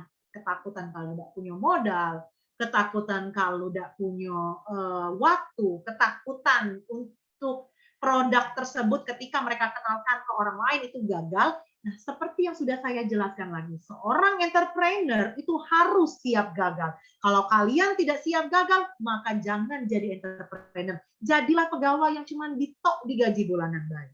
Karena ketika kalian ingin melakukan atau menjadi entrepreneur, kalian sudah harus punya list gagal di dalam diri kalian. Seperti yang saya bilang tadi, sebelum membuka usaha baby shop ini pun saya tidak mengeluarkan modal sama sekali. Saat itu saya berpikir bagaimana caranya memulai bisnis tapi saya tidak punya modal. Dengan cara apa? Saya menjualkan barang orang lain dengan cara dropship. Misal ada uang lain menjual bajunya 50.000. Kujualkanlah baju ini tadi jadi 55.000, dapat untung nih 5.000. 5.000-nya ini bukan aku beli ke permen, tetapi aku simpan untuk menjadi modal di berikutnya. Kemudian dari satu barang akhirnya laku menjadi 100 barang, akhirnya laku menjadi 1.000 piece barang, dan laku menjadi banyak sekali barangnya. Nah, akhirnya ada modal yang terkumpul saat itu yang bisa membuat aku membeli barang dengan cara grosiran, dan barang grosiran ini tentu lebih murah lagi harganya dan bisa aku jualkan lagi. Jadi artinya tidak ada hal yang perlu kamu ketakuti soal modal. Karena ketika kalian berusaha, maka pasti akan ada jalannya. Begitu jawabannya, Rian. Dan saya sangat suka sekali dengan pertanyaan si Rian ini. Karena kemarin saya baru berangkat dari Turki. Saya sangat suka sekali dengan mahasiswa yang aktif seperti ini. Nanti Rian bisa kontak asisten saya, Bella. KG, jangan lupa untuk follow Instagramnya, Instagram aku indaristi_aryani_mujair. Di follow, di situ ada asisten aku namanya Bella, Rian chat atau mungkin bisa dalam bukti capturean atau apa. Nanti saya berikan oleh-oleh dari Turki dalam bentuk mungkin mata uang Turki. Ada mata uang pecahan Turki yang tidak ada seberapa nilainya kalau dibeli di Palembang ini, mungkin di Turki sana dapatnya cuma permen kojek, tetapi mungkin ini bisa menjadikan motivasi bagi Rian. Mungkin suatu hari bisa juga berkeliling dunia. Seperti itu ya. Rian kalau mendengar apa yang saya sampaikan di sini, tolong dibalas di bagian chat. Oke. Kemudian, kita back to topic, baru saya menjawab pertanyaan dari itu. Gunakan sosioteknologi untuk informasi Anda. Jadi teknologi yang berkembang zaman sekarang ini, apalagi Anda generasi milenial, Anda sangat harus, Anda perlu untuk melek teknologi. Makanya itu di Instagram ini ada yang namanya TikTok, ada yang namanya blogger ya, ada konten creator. Mereka sangat cepat sekali untuk menciptakan kreativitas. Kamu jingok, ketika Cimori apa kalau tidak salah, ada yang namanya Cimori itu dia ngetop di TikTok tiba-tiba uang beramai-ramai untuk membeli Cimori. Nah, ini adalah action yang dilakukan oleh seorang entrepreneur, bagaimana caranya dia membuat marketing dalam kemasan yang sangat menarik. Kemudian tentang hubungan, kemitraan, dan relasi. Relasi dengan masyarakat itu perlu dikembangkan karena tidak sedikit orang sukses itu karena hubungannya yang baik dan menyatu dengan lingkungannya. Dan hubungan kemitraan sesama pebisnis ini harus Anda camkan sebagai langkah yang harus Anda tempuh. Jadi kalau misalnya kamu sudah memiliki bisnis, jangan kamu musuhi kalau toko A, kamu musuhi toko kanan, kamu musuhi kiri, kamu musuhi. Bentuklah hubungan yang baik atau kemitraan yang baik. Makanya tidak heran kalau misalnya bisnis atau seorang influencer atau mungkin seseorang yang gaul itu biasanya rezekinya lebih melimpah. Kenapa? Karena rezeki itu datang dari teman, datang dari orang-orang yang mengenalnya karena mereka seringkali menjalin hubungan yang baik dengan orang lain. Oke, boleh ke next slide? Ya, sebelum ke next slide ini, boleh saya ini dulu, entrepreneur in action. Jadi ada hadis riwayat Muslim mengatakan bahwa barang siapa yang ingin diluaskan rezekinya atau dikenang bekasnya, perjuangan dan jasanya, maka hendaklah ia menghubungkan silaturahmi. Motivasi ini juga seringkali saya sampaikan. Di Instagram saya karena saya memang sering sekali menulis di Instagram saya. Jadi yang belum follow, install kamu ada follow aku. Nah, saya selalu menuliskan bahwa ketika kita hidup, berpikirlah bahwa kamu ingin dikenang sebagai apa sih ketika mati nanti. Ketika kamu mati, banyak uang yang nyokori kamu, aku rasa itu malaikat akan mencatat keburukan-keburukan yang sudah kamu lakukan. Tapi ketika kamu mati dan kamu dikenang sebagai, oh ini siapa? Oh ini Indah Mujair yang pernah meraktir mahasiswa ketika kami demon dulu. Oh ini Indah Mujair yang memiliki keberanian untuk menuntaskan kejahatan, mungkin miliar di Turki dulu. Atau oh ini Mbak Indah yang dulunya pernah menjadi bos aku dan dia ini pernah uangnya baik, rahmatillah atau apapun itu. Jadi ketika kalian ingin dikenang sebagai orang-orang yang baik, maka lakukanlah kebaikan sebanyak mungkin. Kemudian ada satu hadis lagi bahwa belajarlah dari nenek moyangmu bagaimana caranya menghubungkan rahim-rahim itu karena silaturahmi menimbulkan kecintaan dalam kekeluargaan, dalam keluarga meluaskan rezeki dan menunda kematian. Seperti yang aku bilang tadi, kenapa influencer itu Mbak pecah rezeki meseretnya? Kapan influencer buka toko karena dia ngetop itu tadi, dia akhirnya laku dia tokonya. Atau kenapa orang-orang yang gaul itu cenderung mereka mendapatkan rezeki yang lebih banyak? Itu tadi, karena ternyata di dalam hadisnya pun ada bahwa kalian yang senang menjaga silaturahmi itu bisa meluaskan rezeki kalian, bahkan menunda kematian. Begitu. Kita balik ke pertanyaan dari Ike Amalia. Saya Ike Amalia, ya Ike, saya izin bertanya Mbak Indah, bagaimana caranya agar tetap konsisten memulai bisnis? Oke. Atau suatu hal Kak utamanya untuk mahasiswa di mana masa pandemi ini seperti ini tingkat kemalasan seseorang utamanya lebih meningkat. Oke. Pertanyaannya adalah bagaimana agar konsisten dalam bisnis. Oke. Pertama, saya akan merespon pertanyaan tentang kemalasan. Tadi sudah aku singgung bahwa untuk menjadi seorang entrepreneur itu kalian harus rajin dan harus bekerja keras. Tidak hanya menjadi entrepreneur saja, untuk menjadi siapapun di dunia ini yang sukses, itu kamu harus rajin dan bekerja keras dulu. Tidak ada orang yang sukses di dunia ini menghampiri seorang pemalas. Tidak, Kate. Jadi kesuksesan itu hanyalah untuk orang yang mau bekerja keras. Bagaimana Mbak Indah cara konsisten berbisnis? Di sini saya akan menjelaskan tidak hanya tentang konsisten berbisnis, tapi juga konsisten dalam melakukan segala hal. Seperti banyak sekali pujian yang masuk ke dalam Instagram saya ketika saya konsisten mengajari anak saya mengaji. Bahkan anak saya yang usianya si Kenzi yang kedua itu dia tahun 2013 lahir, berarti usianya 7 tahun. Baru 8 tahun dia sudah bisa tamat Al-Quran, dan yang mengajarinya itu adalah saya sendiri. Bahkan dia sudah hampir hafal semua juz amma. Nah, harus ada konsistensi yang kita lakukan, yang orang tua lakukan atau pelaku bisnis lakukan. Bagaimana Mbak Indah? Karena konsisten itu kan bukan barang yang mudah Mbak Indah. Kita harus latihan dulu yang keras untuk mampu menguasai hal ini. Kabar baiknya adalah konsisten itu tidak sulit untuk kamu lakukan asal kamu adalah orang yang tidak suka menunda-nunda pekerjaan. Jadi pertama sekali yang harus kamu lakukan adalah merencanakan segala sesuatunya, karena orang yang sukses rata-rata mereka yang merencanakan hidupnya. Kalau kalian tidak punya rencana dalam hidup, jangan ragu, tapi jangan heran kalau Anda akan masuk ke dalam rencana orang lain. Pertama, rencanakan apa yang akan Anda lakukan. Kalau aku dari zaman kuliah dulu, aku sudah tahu aku pengen jadi apa, gawean aku apa, kadang-kadang teko aku makan sebutir nasi pun aku catat. Aku sudah sadar diri aku ini pelupa. Aku sudah sadar bahwa diri aku ini tidak bukan pengingat. Aku tahu bahwa diri aku tidak memiliki kemampuan seperti Albert Einstein dan sebagainya. Jadi caranya adalah mencatat apa yang ingin saya lakukan di situ setiap harinya. Setelah mencatat, di situ ada bucket of list. Misalnya nomor 1, jangan lupa sholat ya. Yang kedua, jangan lupa mengaji. Yang ketiga, mungkin ada janji untuk pergi dengan klien.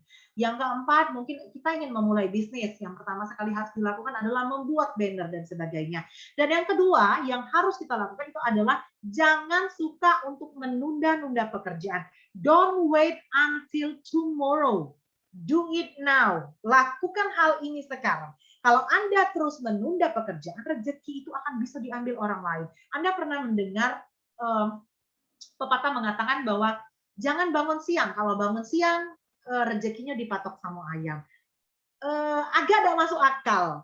Tetapi sebenarnya kalau kalian tarik kata-kata ini ada benarnya juga. Orang yang sukses itu biasanya mereka yang bangunnya pagi atau taruhlah walaupun mereka mungkin bangunnya siang, tetapi mereka konsisten ketika mereka bangun tidur, itu mereka melakukan hal-hal yang berguna di dalam hidupnya. Dan hal-hal tersebut itu sudah dirancang sebelumnya. Jadi menjalankan bisnis itu ibaratnya tengah berlomba dengan para kompetitor. Jadi kalau misalnya kamu nak menang, maka kamu harus berada di barisan terdepan. Karena kalau misalnya kamu berdiam diri saja di zona nyaman, jangan kaget bila lawan kamu sudah melihat di depan mata. Kemudian, bagaimana lagi Mbak Indah? Tetapkan target bisnis. Hal ini adalah Anda harus melakukan sesuatu yang sesuai dengan target. Karena itulah tadi seperti yang aku katakan, seperti yang saya katakan bahwa Anda harus memiliki planning. Ketika Anda memiliki planning, maka Anda ciptakan target. Apa sih target Anda hari ini? Apakah Anda pertama sekali targetnya itu adalah pokoknya di bulan ini aku harus sudah punya bisnis, di bulan ini aku harus bisa berjualan. Jadi lakukan target tersebut, tetapkan dulu nih targetnya itu mau jadi apa. Di bulan ini aku harus sudah mulai berjualan, mungkin mulainya dengan dropship, mungkin mulai dulu mencari supplier atau apa. Dengan memiliki target, maka harusnya atau seyogianya Anda iringi dengan tindakan. Dan kalau misalnya Anda sudah melakukan tindakan tersebut agar mencapai target tersebut, carilah motivasi yang meningkatkan gairah hidup Anda. Kemudian, hindari pikiran-pikiran negatif. Takut gagal, takut memulai tidak cukup modal, takut tidak punya waktu. Mbak, aku kan mahasiswa, Mbak. Mahasiswa ini kan tahu deh, Mbak, 24 jam ini kami berkutat dengan yang namanya jurnal. Kami berkutat dengan yang namanya buku. Belum lagi, Mbak, dosen ini, oh ya ampun, ya aku, Mbak, dosen ini langsung ketatnya. Kadang-kadang itu mahasiswa yang Anda miliki.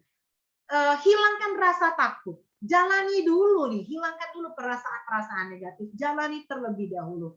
Anda tidak akan tahu rasanya jeruk itu manis sebelum Anda mencobanya sendiri. Walaupun mungkin jeruk tersebut adalah asam rasanya, tapi jauh lebih baik jika Anda mencobanya sendiri dibandingkan Anda mendengarkan cerita orang lain.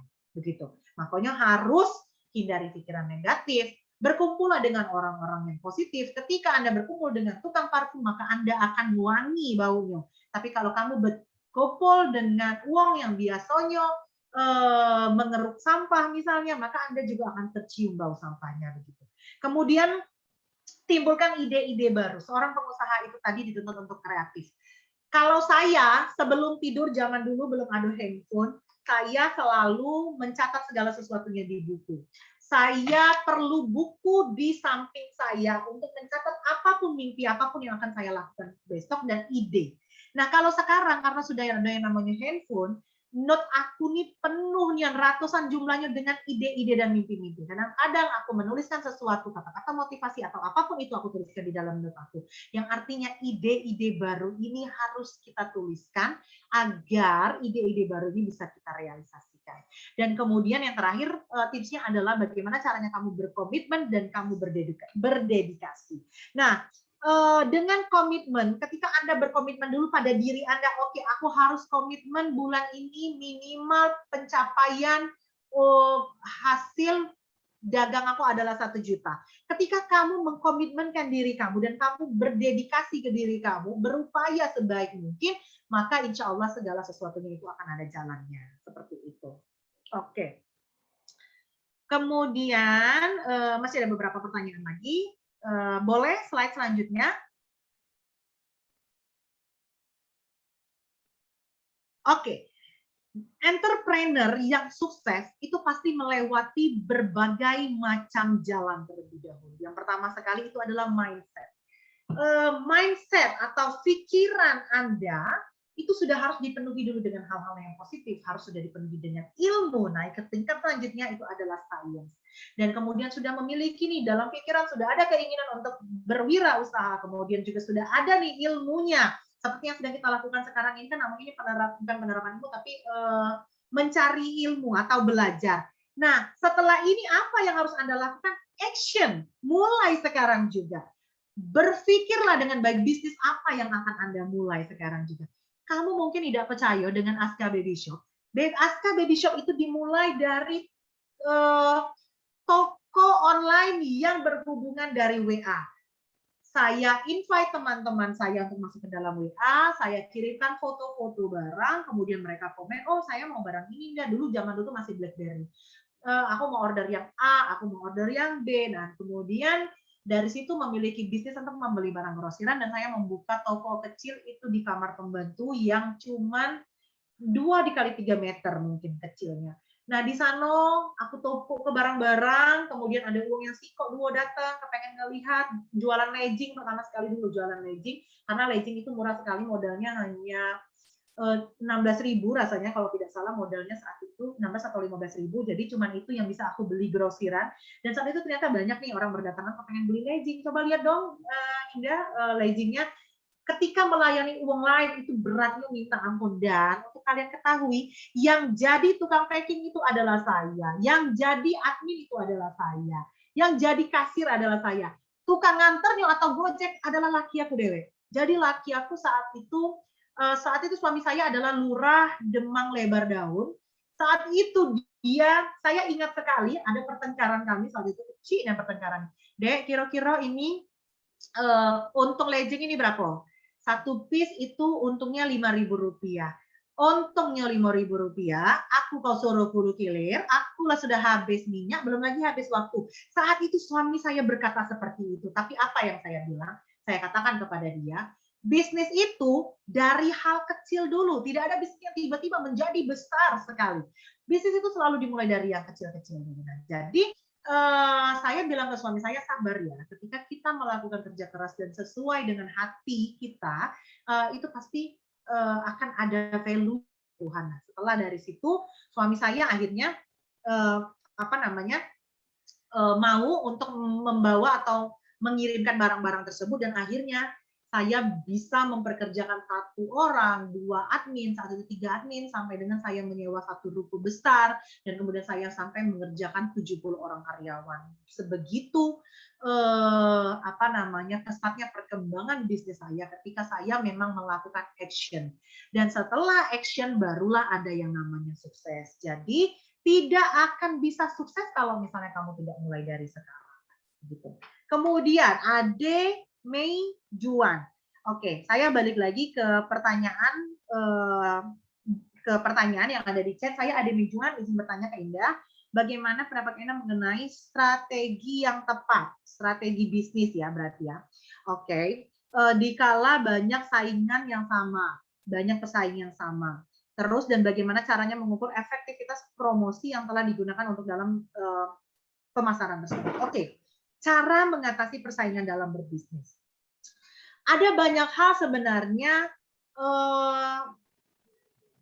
sebagai strategi ketika kalian ingin menentukan, ini pertanyaan ya benar, oke.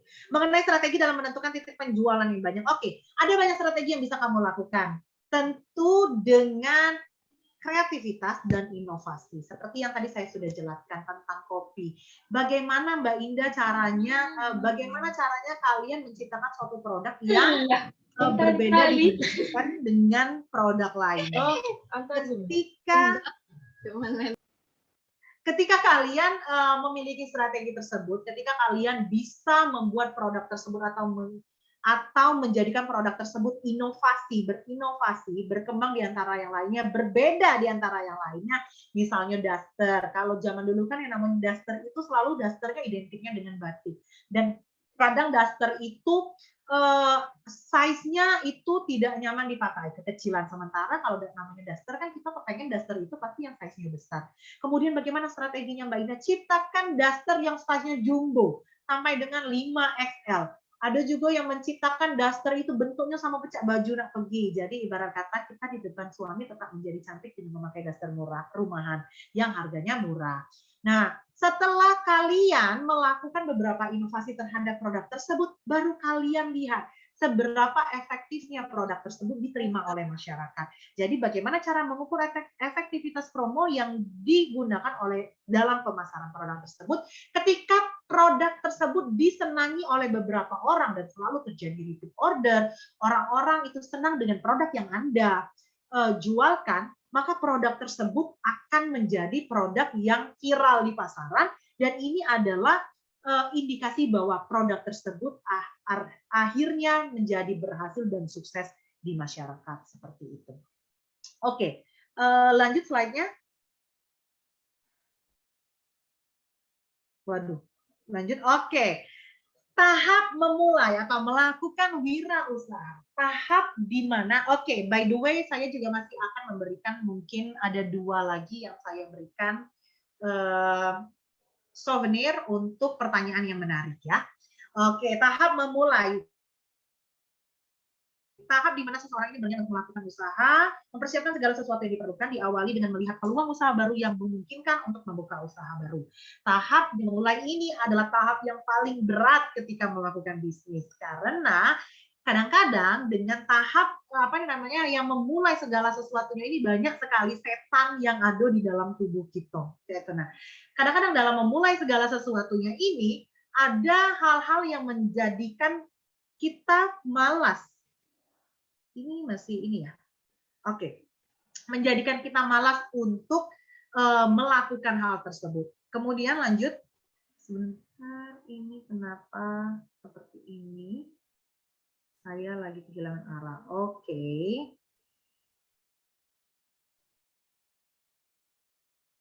Oke. Lanjut.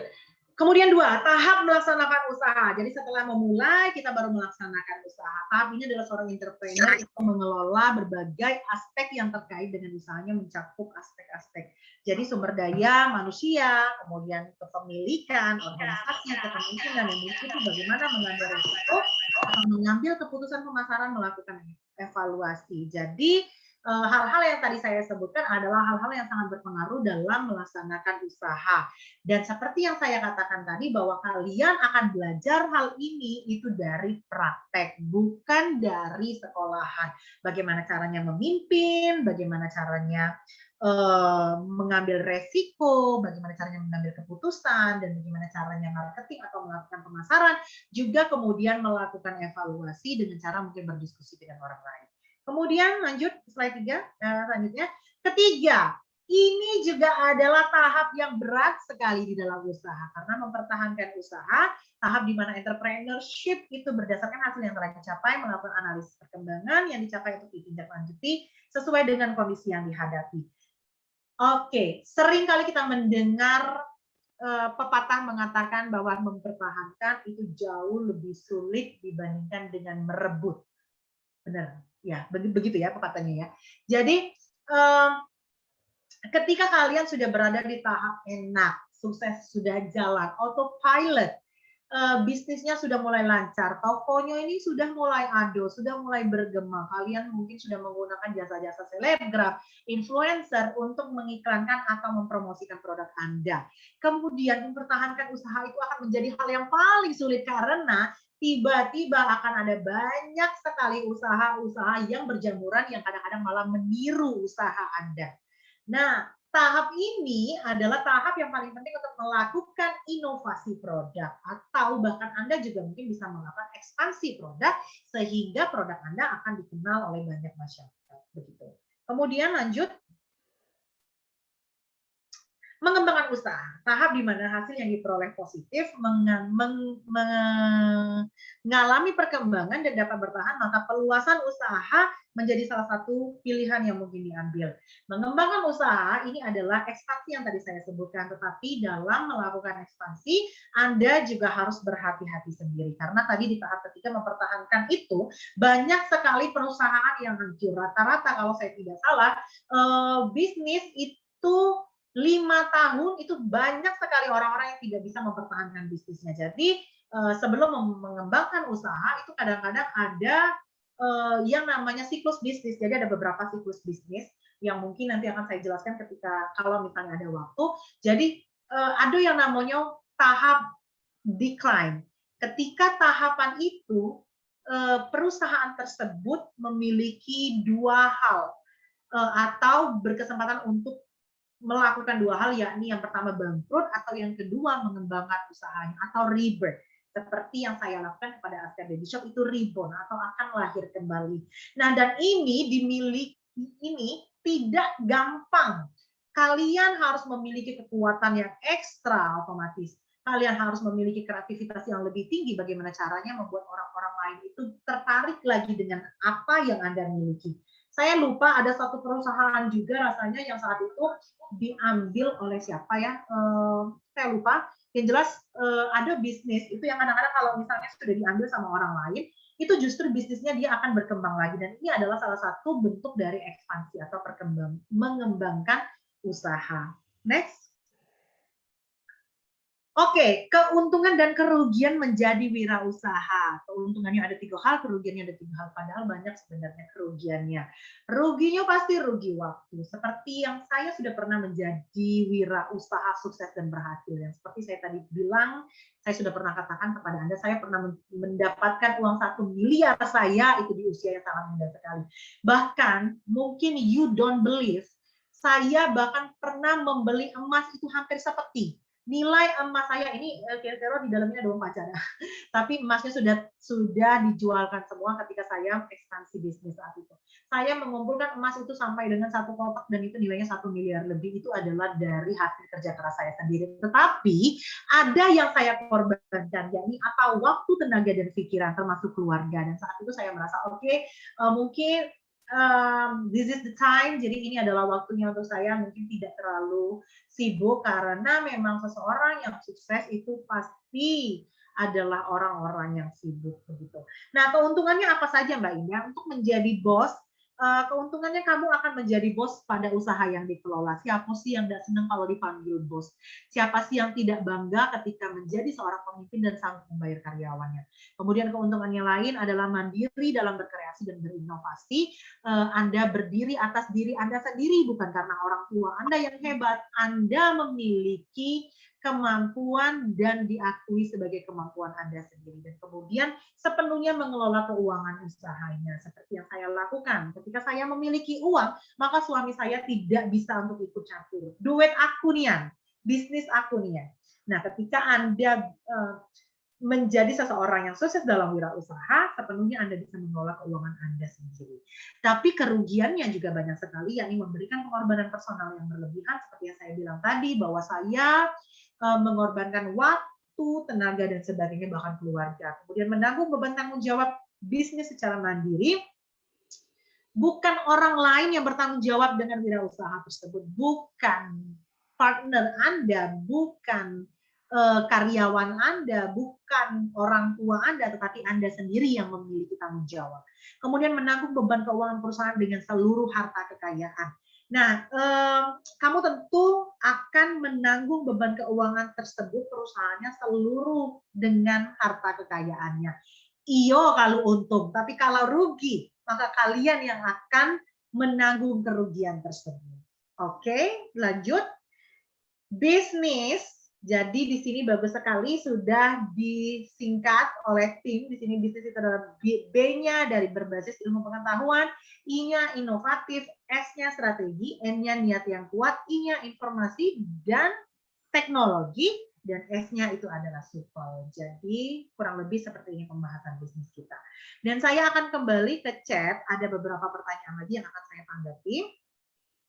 Boxnya dicukupkan ya teman-teman. Oke, ada beberapa pertanyaan saya akan jawab dan mungkin karena keterbatasan waktu maka pertanyaan ini akan saya jawab seadanya di sini dengan mungkin singkat.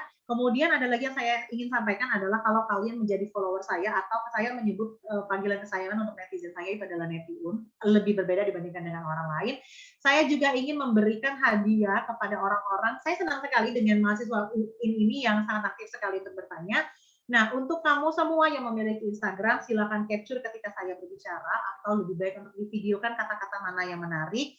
Silakan mention di Instagramnya saya. 3 orang yang beruntung yang yang akan saya umumkan di situ yang bagus atau yang baik, maka akan saya berikan giveaway begitu. Giveaway-nya bisa jadi barang-barang oleh-oleh dari Turki atau bisa jadi juga mata uang asing, mungkin dari Turki atau mata uang dari negara lainnya, karena saya sudah pernah menjelajah kurang lebih hampir 50 negara. Oke, pertanyaannya. Oke, ke atas tadi. Strategi tepat. Oke, ini sudah. Satu lagi. Boleh bertanya, Mbak? Ya, boleh. Ya, silakan. Mbak, aku senang banget bisa dikasih kesempatan di sini untuk bertanya. Ya. Kemudian aku juga sangat terinspirasi dengan banyaknya usaha-usaha Mbak Indah dari ASKB Wisot sampai Keranjang Indah Mujair sampai sekarang ya.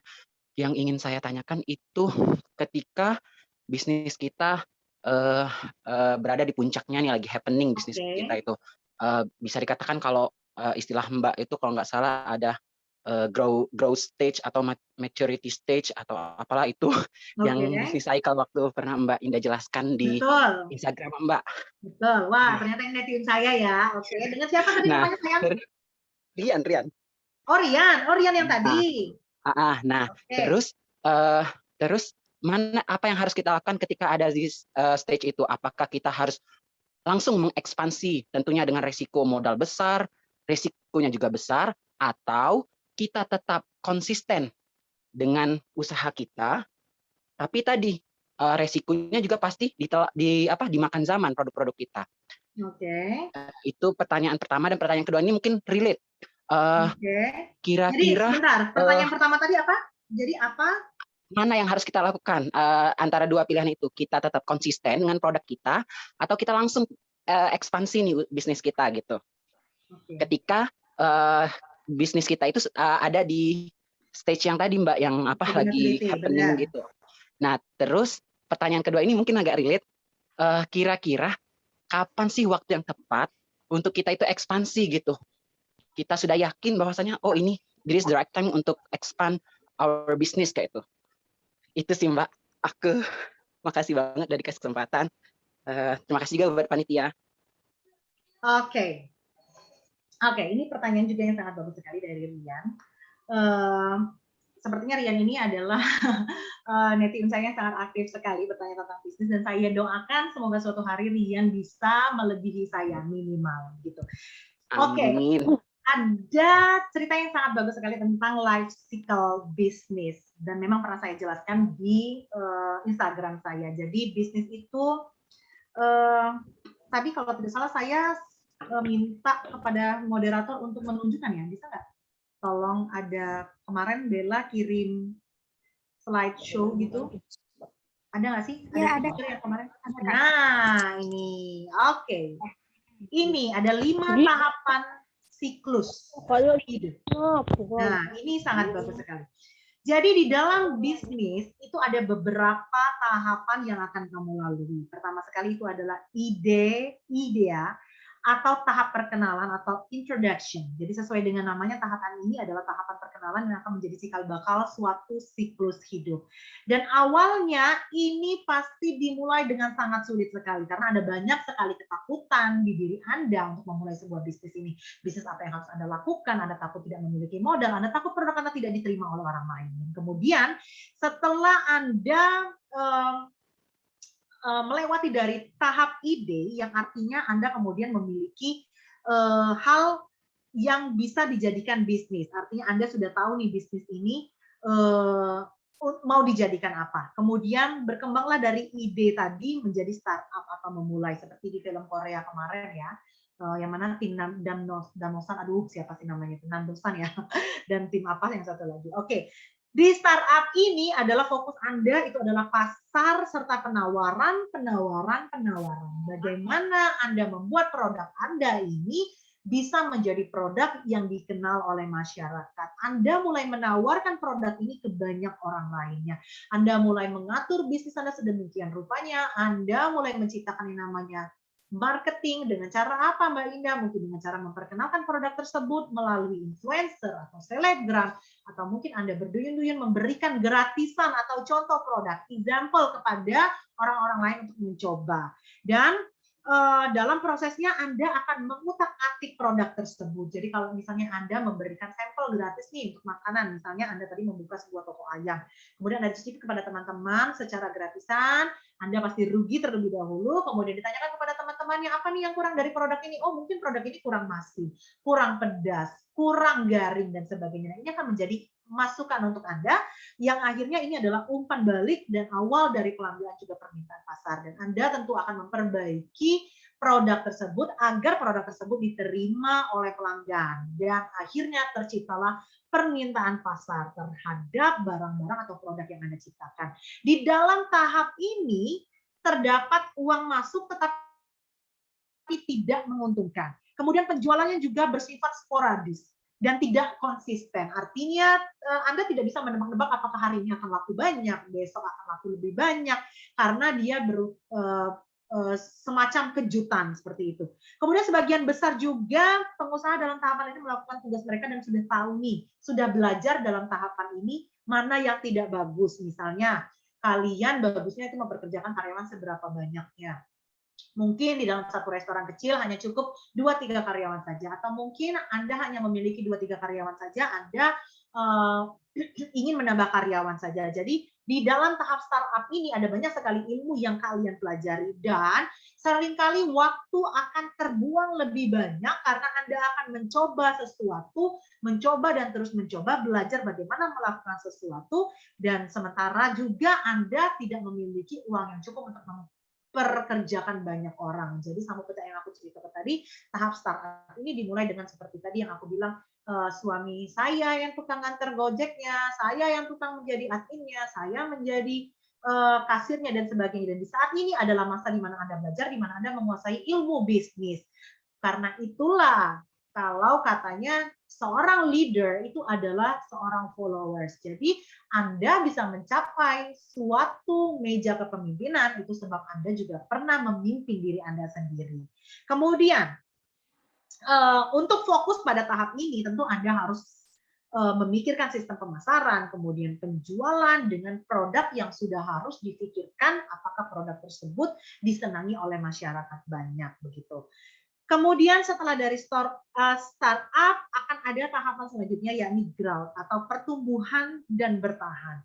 Pada masa ini bisnis Anda sudah berada dalam tahap bertumbuh dan sudah ada kelangsungan hidupnya. Biasanya Anda akan mendapatkan pendapatan yang lebih banyak.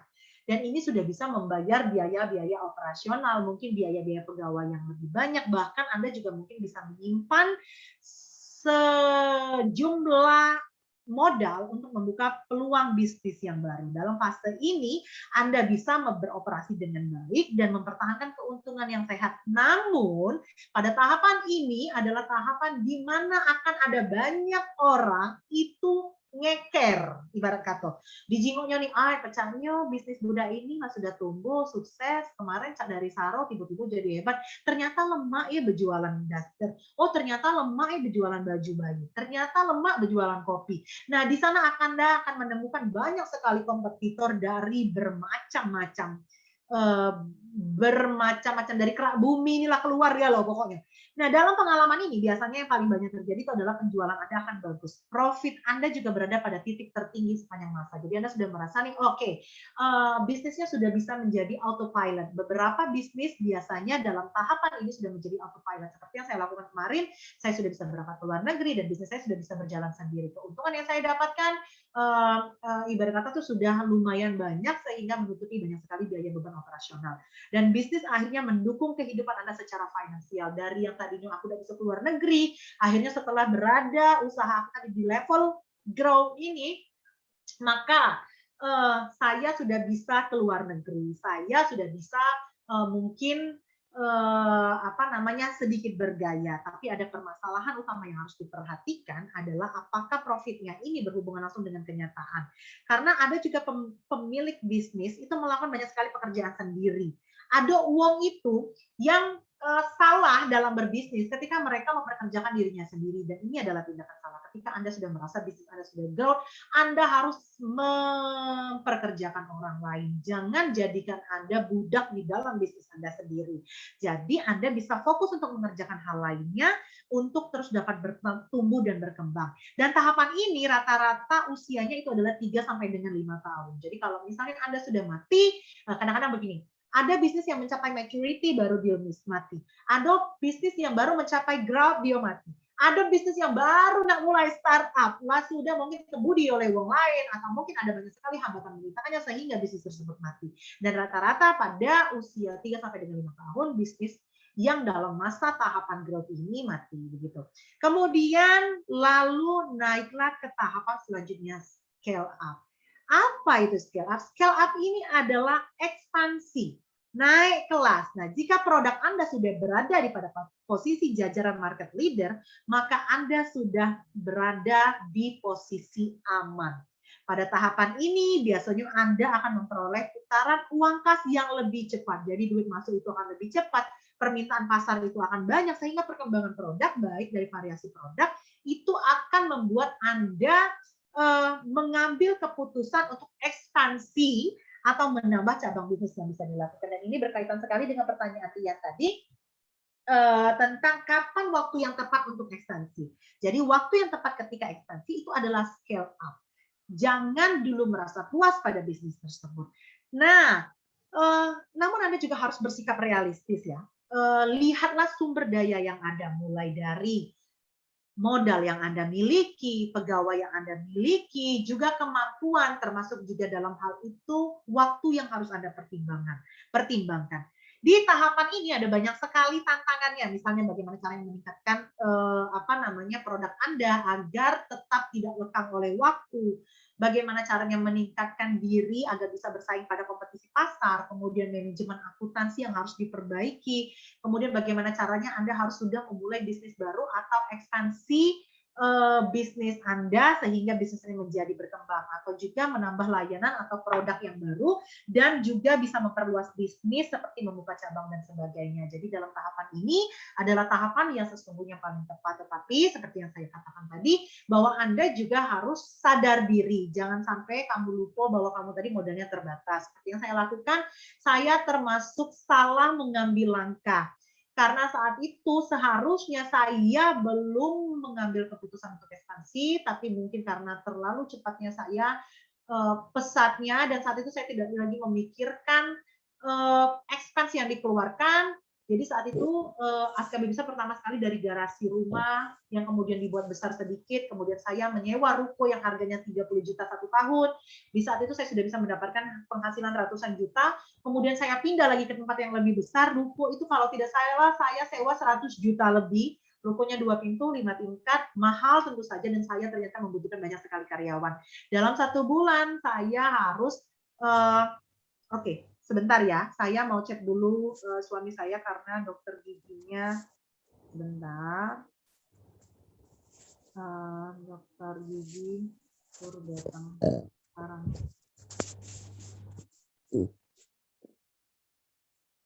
Mama masih seminar. Oke, kita lanjutkan lagi.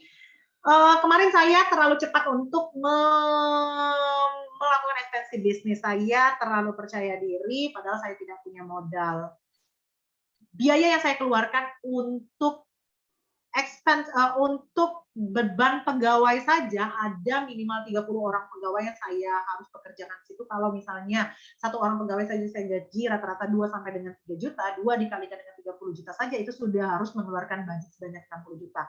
Belum lagi biaya listrik yang mahal, biaya telepon, biaya internet, biaya packing dan sebagainya, dan belum termasuk modal di situ. Sementara modal saya sedikit sekali. Dan kemudian salahnya saya adalah saya saat itu mengembangkan bisnis dengan meminjam modal dari bank.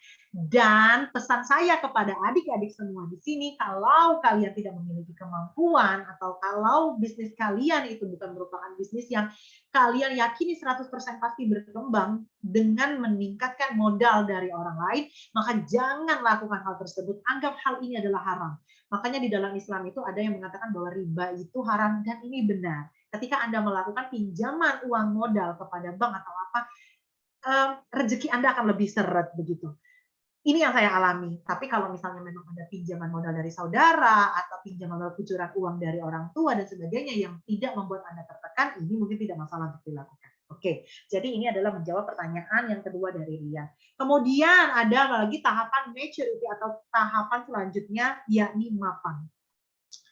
Di tahapan inilah Anda akan merasa bahwa bisnis Anda sukses.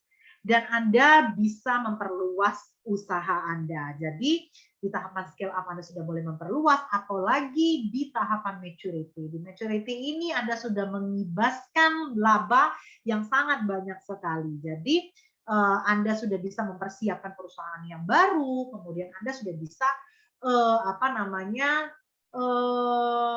sudah bisa mengangkat dagu setinggi-tingginya karena pada saat ini Anda sudah berhasil. Dan rata-rata usianya itu mungkin di bawah 10 tahun. Jadi kalau misalnya Anda kalau misalnya Anda sudah berada di tahapan itu, ini merupakan sudah bahasan yang aman. Dan kadang-kadang kita lupa bahwa setiap apapun di dunia ini tidak ada yang abadi.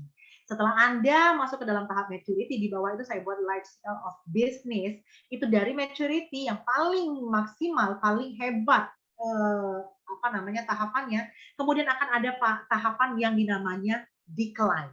Nah, tahapan decline di dalam bisnis. Ketika Anda melalui tahapan decline, ini Anda akan merasa bahwa jumlah produksi akan mulai menurun. Konsumen akan mulai jenuh berbelanja di tempat Anda karena mereka ya namanya semua orang kan pasti mengalami yang namanya kebosanan. Misalnya toko Anda adalah toko pisang. Toko pisang Anda ini sangat laku sekali, tapi akan ada masanya orang-orang atau konsumen atau pelanggan itu akan mulai jenuh dengan produk Anda dan pesaing itu akan banyak sekali bermunculan menggantikan produk yang mengalami penurunan ini dan keuntungan Anda akan menurun secara signifikan. Setelah proses decline akan ada proses yang namanya dead atau mati dan di saat inilah Anda akan gigit jari. Akan ada banyak sekali dan memang ketika pandemi ini ada banyak sekali UMKM yang mati. Tidak hanya karena jumlah produksi yang menurun, konsumen yang mulai menjauh, ini lebih kepada adanya penurunan pertumbuhan ekonomi yang akibat adanya pandemi atau akibat adanya hal yang tidak terduga. Nah, dalam masalah ini bisnis Anda akan bisa menjadi mati. Anda memiliki dua pilihan ketika Anda decline atau ketika saat itu Anda tidak lagi diterima di masyarakat. Anda bisa rebirth atau reborn, melahirkan kembali bisnis tersebut, mungkin dengan cara menciptakan nama yang sedikit berbeda, kemudian memberikan produk yang berbeda, menciptakan inovasi yang jauh berbeda untuk produk Anda tersebut, sehingga orang-orang akan lebih menyukai produk Anda tersebut, atau orang-orang akan memberikan atensi, akan memberikan perhatian yang lebih kepada bisnis Anda tersebut. Jadi ketika Anda berada di pada masa decline, Anda memiliki dua pilihan, yakni dead atau mati ketika saat itu, atau bisa dikatakan Anda bangkrut atau bangkrut mungkin dalam kondisi Anda sudah menabung atau belum, dan selanjutnya adalah rebirth. Dan seperti yang saya lakukan pada Aska Baby Shop saat ini, saya sedang menjadikan barang-barang saya menjadi uang kembali untuk akhirnya rebirth, dan ini dibutuhkan semangat yang luar biasa sekali, dibutuhkan keberanian yang jauh lebih berani sebelum memulai usaha begitu. Jadi itu sudah menjawab pertanyaannya tadi. Kemudian sudah dijawab ya pertanyaannya ya Rian. Oke, saya balik lagi ke chat tadi. Oke, saya rasa sudah semuanya pertanyaan. Kian hendak memulai bisnis tidak hilang kepercayaan diri kita dan tekad kita, karena ketika orang dalam banyak sekali Mbak Indah orang-orang yang hendak menyatukan kita di dalam bisnis.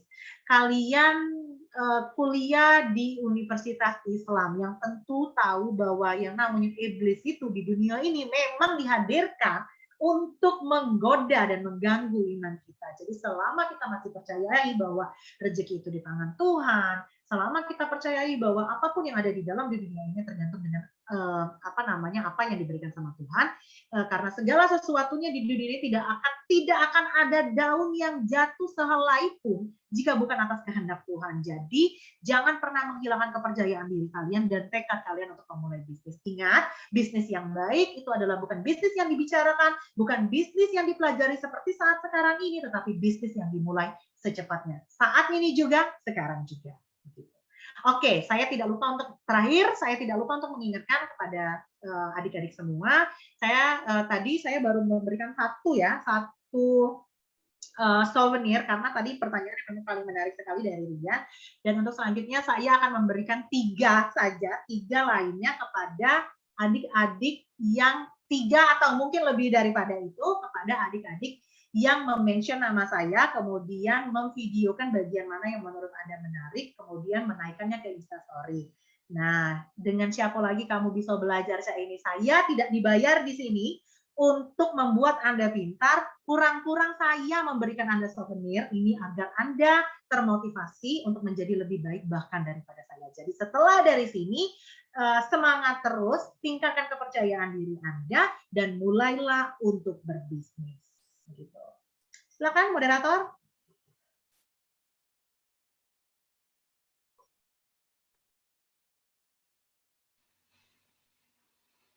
Baik, terima kasih kepada Kak Indah yang telah memaparkan materinya, dan juga terima kasih kepada teman-teman yang sudah antusias juga mendengarkan, dan ada beberapa teman juga yang bertanya yang sudah langsung dijawab ya sama Kak Indah ya Kak.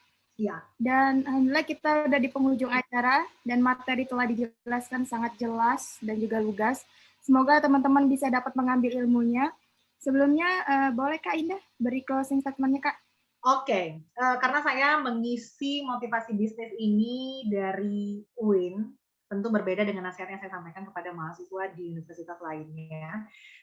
Saya ingin menyampaikan bahwa cobalah untuk tidak menjadi orang sukses, tetapi jadilah orang yang bermanfaat. Karena sebaik-baiknya manusia adalah orang yang bermanfaat bagi orang lain. Saya pernah membaca suatu pernyataan yang sangat baik sekali, saya lupa siapa narasumbernya. Kalau hanya sekadar hidup, monyet, babi hutan, itu juga hidup. Kalau hanya sekadar bekerja, kerbau juga bekerja. Namun apakah selama ini yang kita cari arti untuk apa kita hidup? Bila kita tidak mencari hakikat hidup, maka kita tidak akan ada bedanya dengan babi-babi liar, monyet atau kera atau kerbau yang ada di hutan belantara sana. Lalu tentang bekerja. Selama ini apa tujuan kita bekerja selain untuk mendapatkan imbalan dalam rangka memenuhi kebutuhan perut kita? Bukankah monyet juga bekerja untuk mendapatkan pisang atau sekadar kacang untuk memenuhi kebutuhan perutnya? Jadi yang paling baik adalah bagaimana caranya kamu menjadi orang yang bermanfaat. Sebab ketika hidupmu bermanfaat, maka kehidupanmu akan penuh makna. Terima kasih.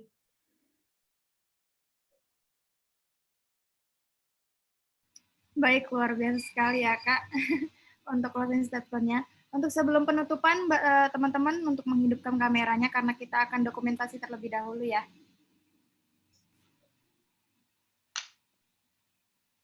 Ditunggu teman-teman untuk menghidupkan kameranya.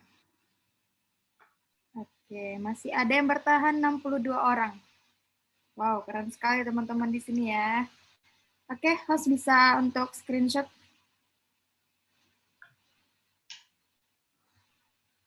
Satu, dua, tiga.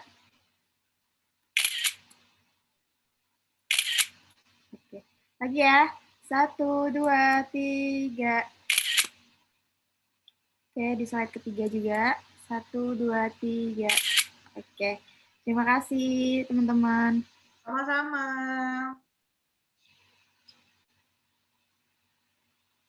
Alhamdulillahirrahmanirrahim, tiba saatnya kita di penghujung acara. Terima kasih atas perhatian dan kerjasama hadirin semua. Dan terima kasih juga kepada narasumber kita yang pada hari ini yang sangat luar biasa ya. Mohon maaf atas segala kekurangan. Semoga ilmu yang kita dapatkan saat ini bermanfaat di masa yang akan datang. Harta semakin hari akan semakin habis, tetapi ilmu semakin hari semakin bertambah. Saya Dina Konita selaku moderator, pamit undur diri. Wassalamualaikum warahmatullahi wabarakatuh. Waalaikumsalam warahmatullahi wabarakatuh. Waalaikumsalam warahmatullahi wabarakatuh. Waalaikumsalam warahmatullahi wabarakatuh.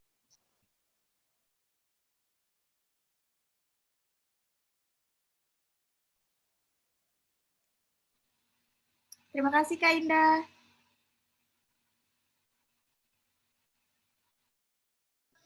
Sama-sama. Makasih Kak Indah.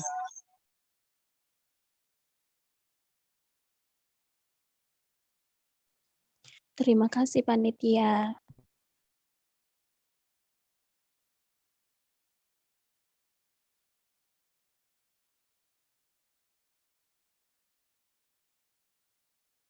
Link akan ditutup ya. Terima kasih semuanya. Wassalamualaikum warahmatullahi wabarakatuh. Waalaikumsalam warahmatullahi wabarakatuh. Alhamdulillah sukses.